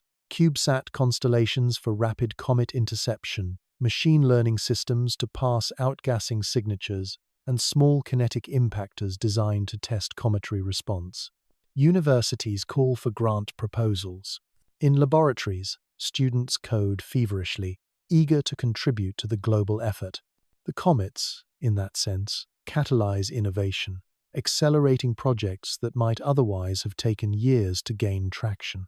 Even long-term initiatives, planetary defense architectures, improved wide-field surveys gain political traction and budget attention overnight. At the personal level, reactions are quietly human. An old man in a seaside town recounts watching Halley decades before and now shares binoculars with his granddaughter. A teenager in Lagos records Swan R2 with a phone, her clip accumulating thousands of likes. Families host impromptu stargazing nights. Neighbors lean across fences to point out the green smudge. In moments like these, technology and spectacle retreat, and communal wonder reasserts itself. The sky, for a while, becomes a shared room where strangers meet. But beneath the warmth lies anxiety. Governments debate contingency plans. What if a comet fragments and creates meteor storms? What if a fragment intersects an orbital satellite? These are low probability but high consequence scenarios. Space situational awareness teams run simulations, updating collision risk assessments. Insurance companies reassess policies. Airlines consult space weather forecasts. Supply chains built on geostationary satellites begin to imagine cascading failures. The world, suddenly conscious of its vulnerability, begins to imagine the cascading effects of celestial events on modern life. Education systems adjust too. Teachers seize the moment, turning comet images into lessons about orbital mechanics, spectroscopy, and critical thinking. Libraries host community nights. Informal science educators translate jargon into wonder for children. The event becomes a teachable moment, an opportunity to raise scientific literacy even as misinformation spreads. Ultimately, the cultural response is a mirror of ourselves, a mix of curiosity, fear, creativity, and governance. The comets force us to ask not only scientific questions but social ones. Who gets to look? Who gets to decide? How do we manage truth when speculation runs faster than verification? The duet of 3I divided by Atlas and Swan R2 is as much a human event as an astronomical one, exposing the structures that bind societies together and the fault lines that could pull them apart. When the comets vanish into the sun's glare, we are left with absence, and absence can be louder than presence. For weeks in October and November 2025, Earth's telescopes will be blinded. Solar radiation drowns sensors, coronagraphs saturate, and the very moment of greatest drama is hidden from us. The curtain drops just as the performance reaches its climax. It is as though the universe has scripted a play, but denies us the final act. That denial gnaws at human imagination. We know the physics. Comets approaching perihelion can disintegrate. Solar heating fractures their fragile nuclei. Jets erupt. Tails disconnect and reform. Sometimes they emerge battered but intact, dimmer, yet still alive. Sometimes they vanish entirely, leaving only debris. The outcome is uncertain, and that uncertainty is its own fuel, because in the silence of observation, the human mind invents stories. Some envision Swan R2 breaking apart spectacularly, scattering across the inner solar system in a shower of fragments that will paint the night sky for weeks. Others fear catastrophic disintegration, its glory extinguished without a trace. For Atlas, the speculations run darker. Its chemistry is odd, its orbit retrograde, its behavior unpredictable. Some whisper of cloaked maneuvers, of transformations unseen. In the absence of data, rumor becomes as powerful as fact. The silence also becomes a test of patience. Scientists prepare protocols for re-emergence. The Solar and Heliospheric Observatory will track what it can. Space-based instruments like Parker Solar Probe and Solar Orbiter may catch glancing data during perihelion, though not enough to solve every mystery. Earth's ground-based observers will wait until December, when geometry shifts and glare recedes. Until then, speculation runs unchecked. Historically, such disappearances have shaped mythology. Ancient sky watchers feared comets swallowed by the sun, reborn later as omens of dynastic change. Medieval chroniclers spoke of Death Stars consumed in celestial fire, only to rise again transformed. October 2025 echoes those myths. We are no longer farmers fearing harvest omens, but our instruments cannot erase our imaginations. When the sky hides from us, we revert to ancient instincts, to invent, to warn, to hope. The emotional weight is profound. Communities that gathered nightly to watch the twin visitors must now confront an empty sky. Social feeds that once glowed with comet photographs fall quiet. The nightly ritual of pointing telescopes is replaced by waiting. Silence becomes the shared experience.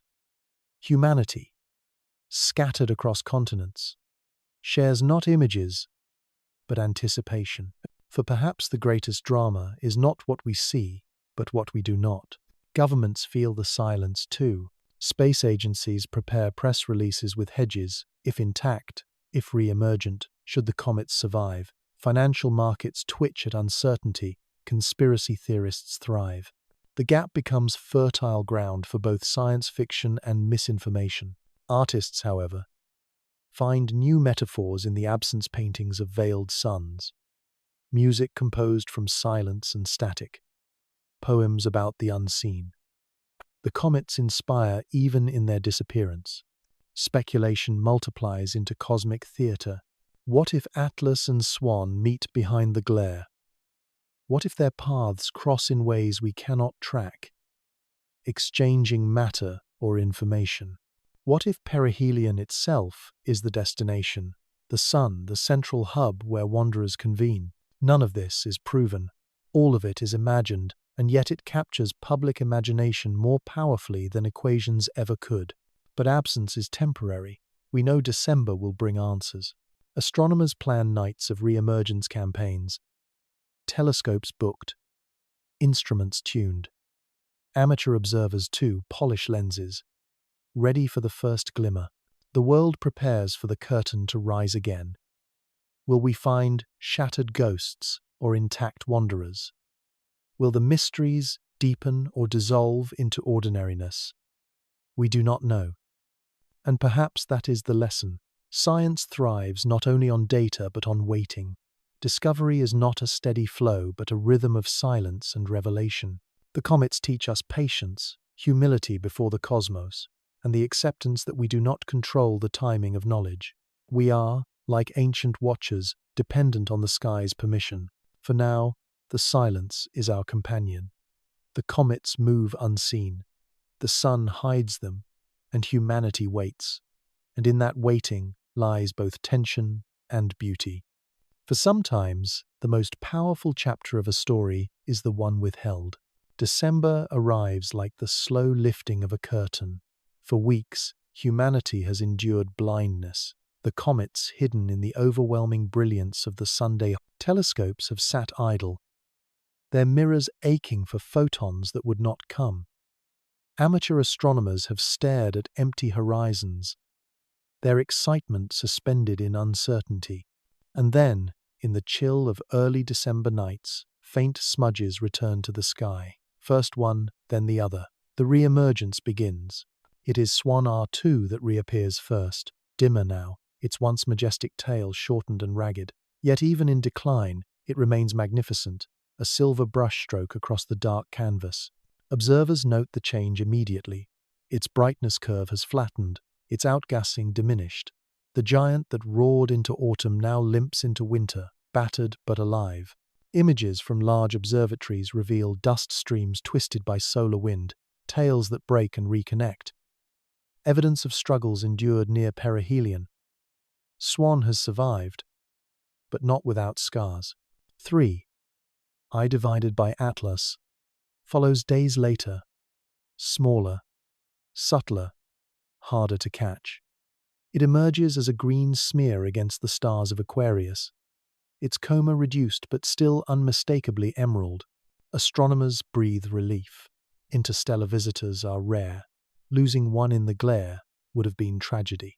The emerald glow lingers, subdued but stubborn, as if the wanderer refuses to vanish without offering more riddles. Its nickel lines persist, its iron absence still unexplained. Instruments confirm the composition remains as exotic as before.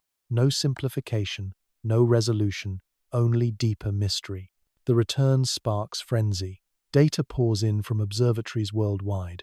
Spectrographs capture subtle shifts in emissions. Radio telescopes scan for outbursts. The James Webb turns its gaze once more, its infrared detectors passing thermal signatures from icy fragments. Mars orbiters send their caches of October observations, delayed but invaluable, painting a fuller picture of the flyby. Science sprints to make sense of the fragments before the comets fade beyond reach. The public, too, responds. Social media feeds flood with the first new images. Swan's ragged veil rising over rooftops. Atlas, a faint green pearl in telescopic frames. Communities that once mourned silence celebrate return. Hashtags trend, excitement rekindled. Children point upward again. Parents whispering, "That's it, that's the green comet we waited for." In living rooms and parks, the reappearance becomes a collective exhale, the relief of seeing lost friends come home. Yet the drama has shifted. The comets are weaker, less spectacular. For many, disappointment mixes with awe. Swan is no longer a showpiece. Atlas requires effort to see. Some call them spent, others dying. But in their fragility lies a new narrative. They are no longer heralds blazing across the heavens, they are survivors, limping yet enduring, carrying scars from encounters with the Sunday. And humanity, watching, feels kinship in that resilience. Scientists remind us that even fading light carries meaning. The tails, though diminished, preserve records of dust composition, revealing formation histories. Changes in brightness curves expose structural weakness, surface fractures, volatile layers. Every photon still counts. In laboratories, the data is precious, unique, irreplaceable. For interstellar visitors, especially, there is no second chance. The measurements taken now may stand for centuries, the definitive record until another wanderer crosses our path. Speculation does not end. If anything, it mutates. Some claim Swan and Atlas have completed their task and are withdrawing, their purpose fulfilled. Others frame the decline as evidence of transformation machines discarding shells, slipping into stealth. Fringe theories spread of fragments that are not fragments, but pods or probes, seeded deliberately. No evidence supports these ideas, yet they flourish in the cultural vacuum between data and meaning. The re-emergence, far from settling debates, fuels them anew. But alongside wild speculation blooms something more grounded: reflection. The comet's fading light becomes metaphor. We see in them our own arc-bright youth, peak brilliance, gradual decline, survival against odds. They remind us that all journeys end, that even stars exhaust their fuel. And yet, like Swan and Atlas, endurance itself is meaning. To survive the sun's fire and still be seen is a victory worth cherishing. As December deepens, the comets drift further, their light dimming each night. Soon they will be too faint for amateurs, then for mid-sized observatories, until only the largest telescopes can trace their paths. And then, inevitably, they will vanish again, this time not into glare, but into distance, fading into anonymity. The curtain will fall, not suddenly, but slowly, until memory is all that remains. But in that memory, October and December 2025 will live on. Two visitors, green and silver, arrived together, vanished together, and returned together. They reminded us that the cosmos is not static, but alive, not silent, but full of whispers. Their scars are now part of our story, written in spectra, in photographs, in whispered recollections of nights spent watching the sky. The re-emergence is not a conclusion, it is a reminder that discovery is fleeting, that awe is precious, and that even fading lights can illuminate more than we ever expected. When the two comets finally fade into the outer dark, the real work of science begins. Telescopes may no longer see their tails clearly, but hard drives are heavy with raw data. Terabytes of spectra, brightness curves, dust models, and orbital refinements. The task is monumental. Teams across continents pass the information, each lab specializing in a piece of the puzzle. Some focus on the volatile gases, others on dust grains, still others on orbital mechanics. What emerges is not a single narrative, but a mosaic fragments of truth pieced together by thousands of hands. For 3I divided by Atlas, the riddles remain sharp. Its dominance of carbon dioxide, its stubborn green glow, its nickel without iron, these anomalies refuse to dissolve under analysis. Theories multiply. Perhaps Atlas formed in a region of its home system where chemistry skewed toward rare ratios. Perhaps it was battered by cosmic radiation for millions of years, stripping iron from its surface. Perhaps it hides deeper reserves we could not see, its secrets buried beneath layers we never pierced. Each paper proposes explanations, but none settles the matter.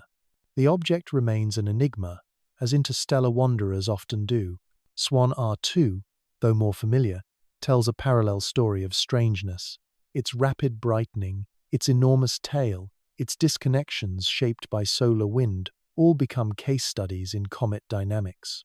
Its chemistry, rich in water and dust, matches Oort cloud expectations yet shows peculiarities in grain sizes and volatile distributions. In comparing Swan to Atlas, scientists glimpse something profound.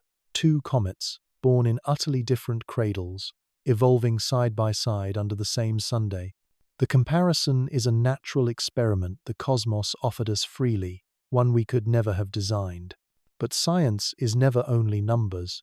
The human dimension colors every report. Researchers describe the sleepless nights of October when telescopes raced to catch the last photons before the sun swallowed the sky. They recall the nervous weeks of silence in November, when nothing could be observed and speculation filled the void. They describe the relief of December, when faint smudges returned and data trickled back. These memories become part of the scientific record, informal but powerful reminders that discovery is lived, not just measured. Conferences in 2026 echo with the duet. Astronomers present side by side plots of Atlas's spectra and Swan's brightness curves. Panels debate whether the anomalies of Atlas warrant extraordinary interpretations or fit within natural variation. Graduate students present posters filled with colorful graphs, their excitement palpable as they speak of the October pair with reverence.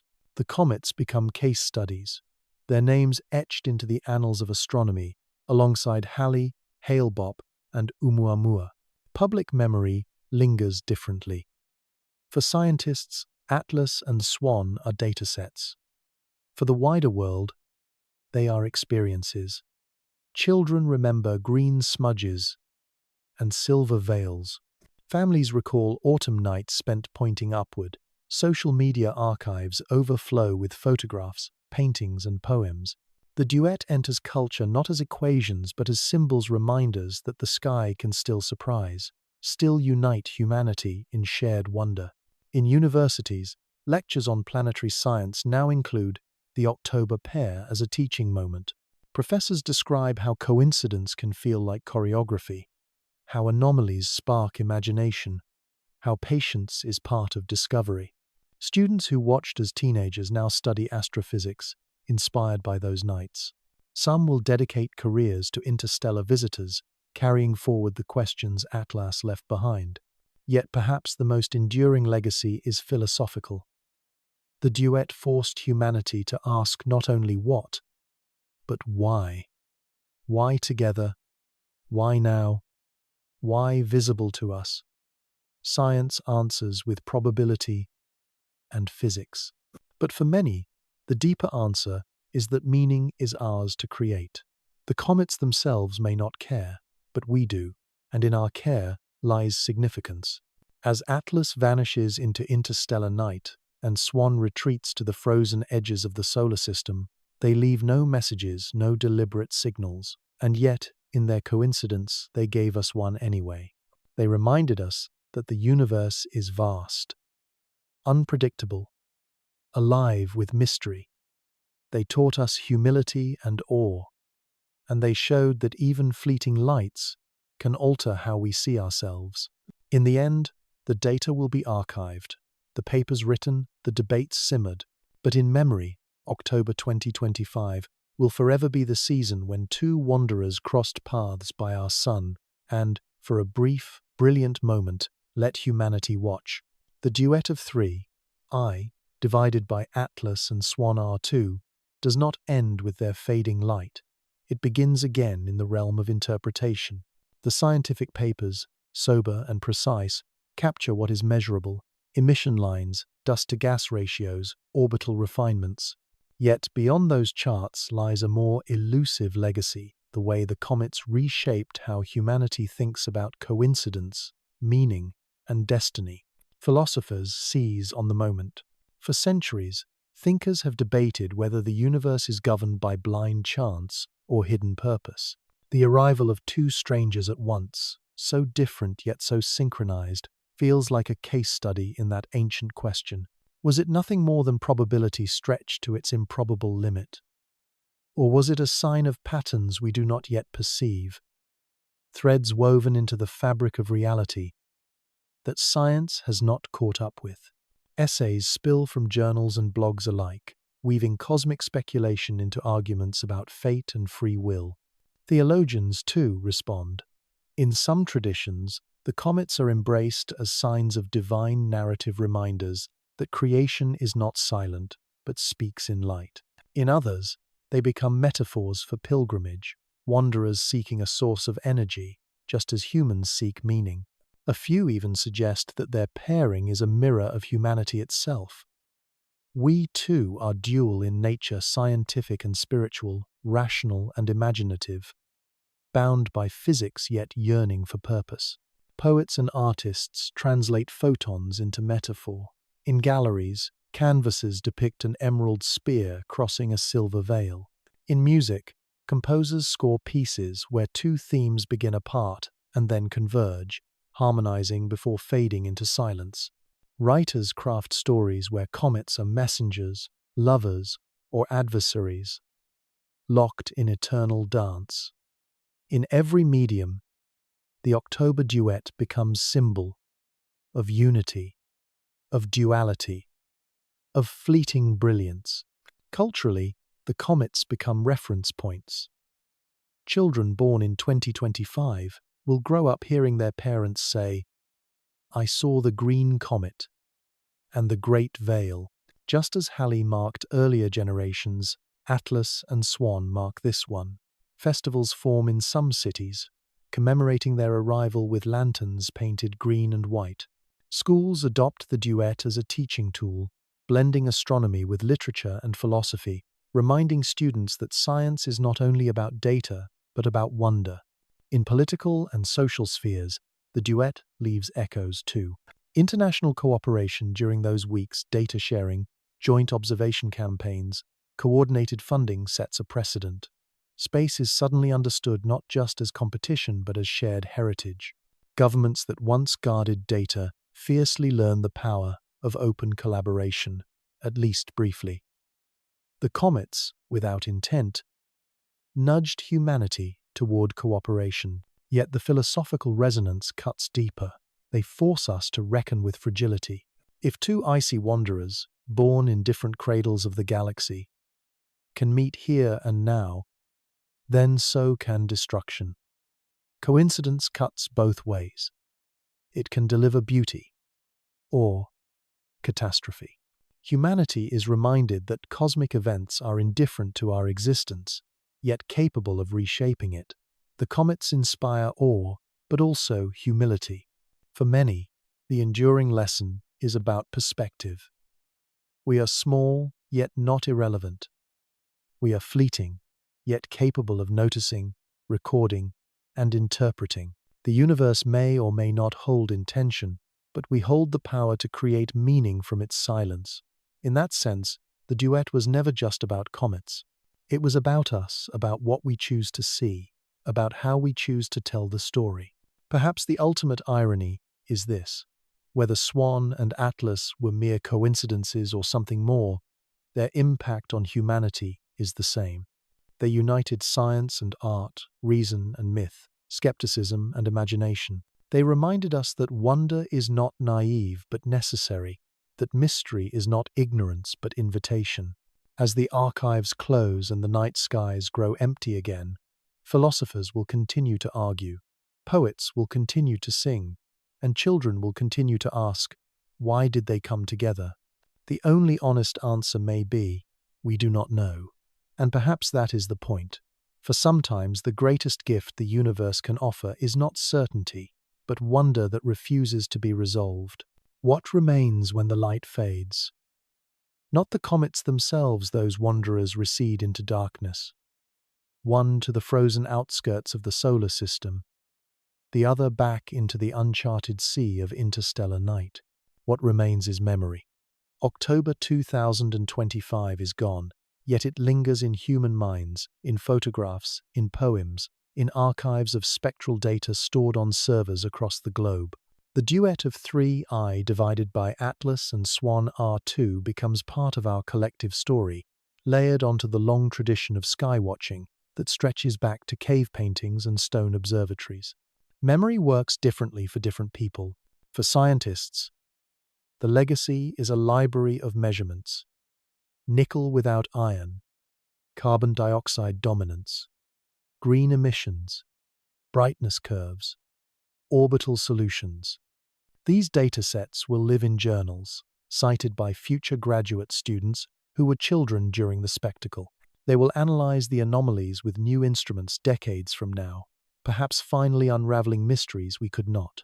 In the patient world of science, memory is a seed planted for harvest in future generations.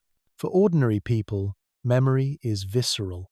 A father remembers taking his daughter to a hilltop, showing her swan's veil stretching across the horizon. A teenager recalls sneaking out to glimpse Atlas through a telescope, the faint emerald smudge that seemed to pulse with otherworldly life. Families recall evenings spent together under skies suddenly alive. These memories are not data, they are emotion, woven into the fabric of personal histories.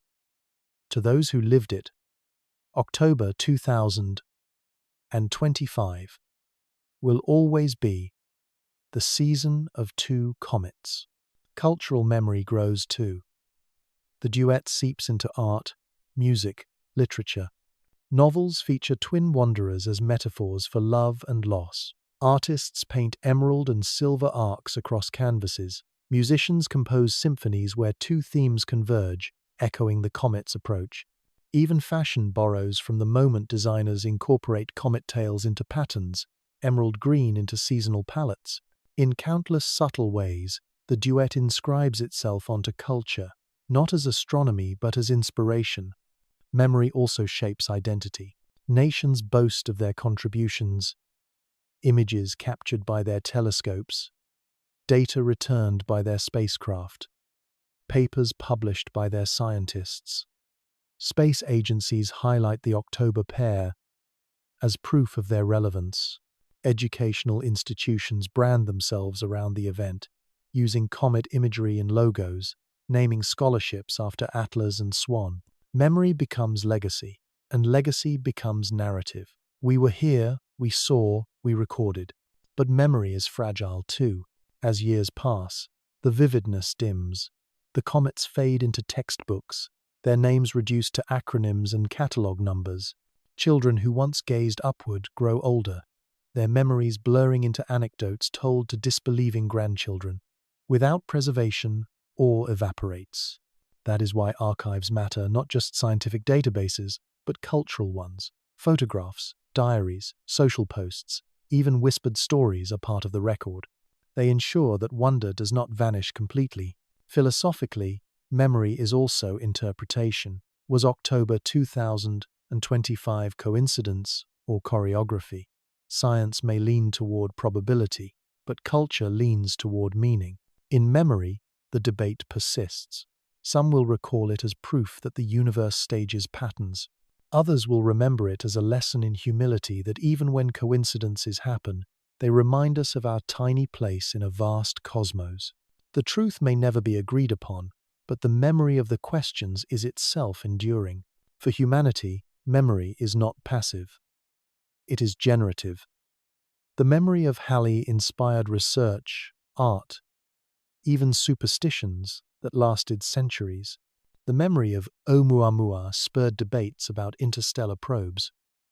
The memory of the October pair will do the same. Future missions will be proposed in their name: faster interceptors, more vigilant surveys, spacecraft designed to chase the next interstellar visitor before it vanishes. Memory, in this sense, becomes momentum. And perhaps that is the greatest legacy of three.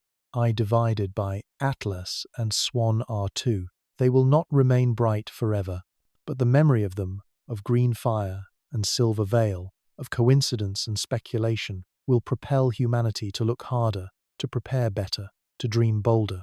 For in the end, comets are fleeting, but memory endures, and in memory lies both meaning and possibility. Legacies are not always chosen, they are shaped by what comes after. For three, I divided by Atlas and Swan R2. The legacies they leave are neither tales of dust nor trails of gas, but the human responses they ignited. Their duet becomes a benchmark, a hinge in the story of how humanity relates to the cosmos. The October pair, as they are now called, remind us that discovery is not simply about what is observed, but about what is remembered, retold, and reimagined. In the scientific record, the legacy is precision. Entire disciplines sharpen their tools because of October 2025. Surveys expand, software improves, instruments gain new calibration. Astronomers vow never again to be so blind at perihelion, pushing for sunward-facing spacecraft, coronagraphs optimized for faint comae, missions able to pivot quickly to intercept new wanderers. The duet becomes a case study in both wonder and limitation, how much we learned and how much we missed. The gaps in data become motivators, fueling funding proposals and research agendas for decades. In the cultural record, the legacy is awe. Artists still paint the green spear and the silver veil. Poets still write of twin wanderers as metaphors for love, fate, or destiny. The comets slip into myths the way Halley once did. Festivals commemorate them with lanterns painted green and white, music composed in two voices converging into harmony. The imagery of October 2025 becomes shorthand for the unexpected beauty of coincidence, for fleeting brilliance, for the reminder that the sky is alive. In the personal record, the legacy is intimacy. People remember where they stood when they saw Swan's tail sweeping across twilight, or Atlas glowing faintly green against the stars. Families pass down stories. I was there. I saw them with my own eyes. Such memories outlast data sets.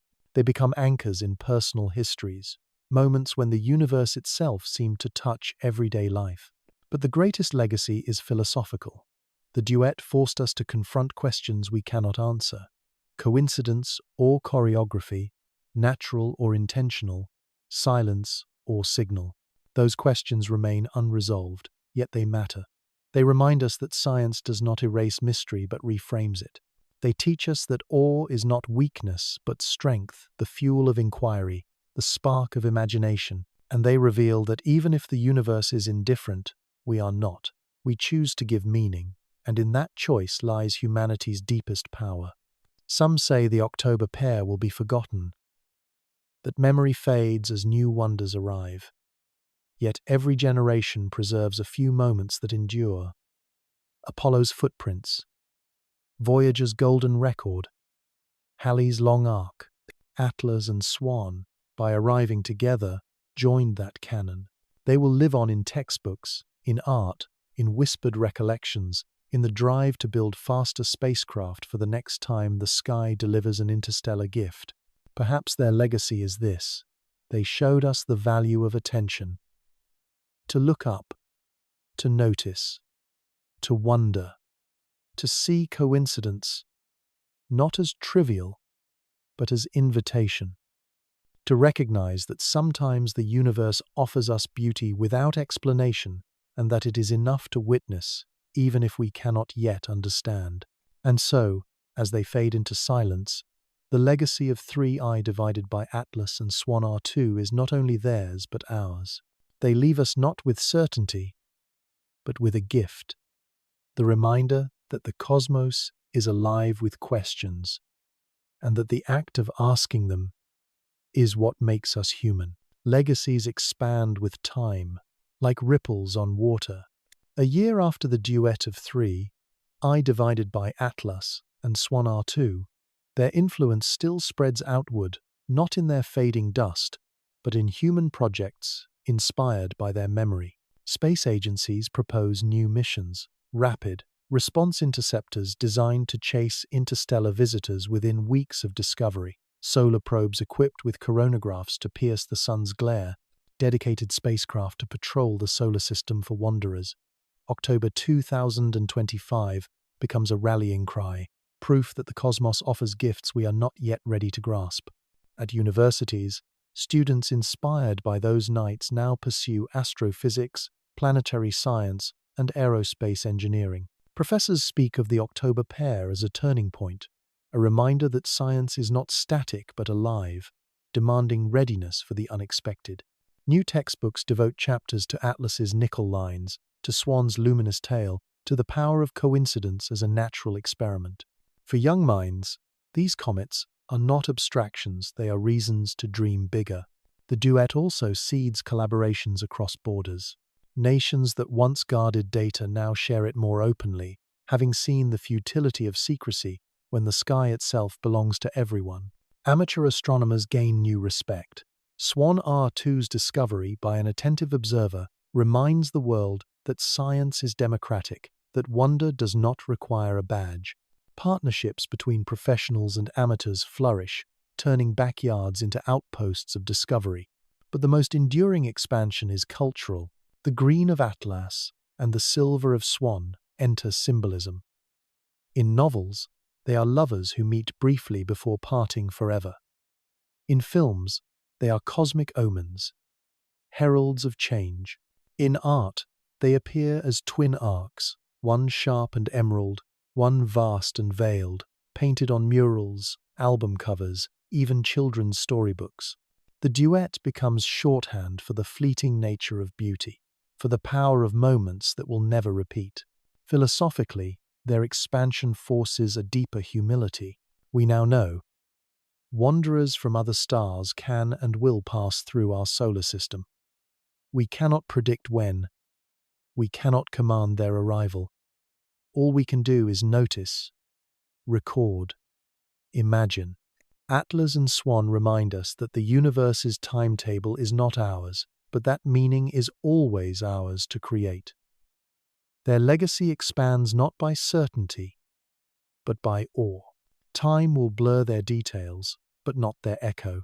A decade from now, most people may not remember the chemical puzzles of Atlas or the rapid brightening of Swan. What they will remember is that autumn when two comets appeared at once, one green, one silver, and the world looked up together. And perhaps that is the ultimate measure of legacy, not how long data persists, but how deeply wonder imprints itself on human hearts. Future missions may chase new interstellar visitors, perhaps even launch probes fast enough to intercept them. When they do, they will cite October 2025 as the spark. The archives of spectra and images will still be studied, still debated, perhaps even reinterpreted in the light of new theories. If one day we discover evidence of technology cloaked in cometary disguise, scholars will look back and say, the signs were there. If not, then Atlas and Swan will remain natural marvels, still no less meaningful. But beyond science and speculation lies something subtler, memory as ritual. Families who once watched together will retell the story. Children will recall, my parents took me outside to see the green comet. Artists will still paint them, poets still write of them, musicians still echo their duet in sound. October 2025 will join the small pantheon of nights when humanity felt united by the sky like eclipses, like meteor showers, like the first steps on the moon. In the end, the duet's enduring power is its refusal to be resolved. Were they coincidence or choreography, wanderers or messengers? The answer will never be final. And perhaps that is why they matter. They remind us that not everything can be concluded, that mystery is not failure, but invitation. Their final gift is a paradox. Two fleeting visitors who, by departing, left something that endures. Thus their story does not close, it lingers. In datasets, in memories, in art, in philosophy, in the restless questions we keep asking. 3I divided by Atlas and Swan R2 may never meet again, but their duet will echo for generations. They showed us the cosmos not as silence, but as conversation, however cryptic. And in doing so, they reminded us of what it means to be human, to look up, to wonder, to never stop searching for meaning in the stars.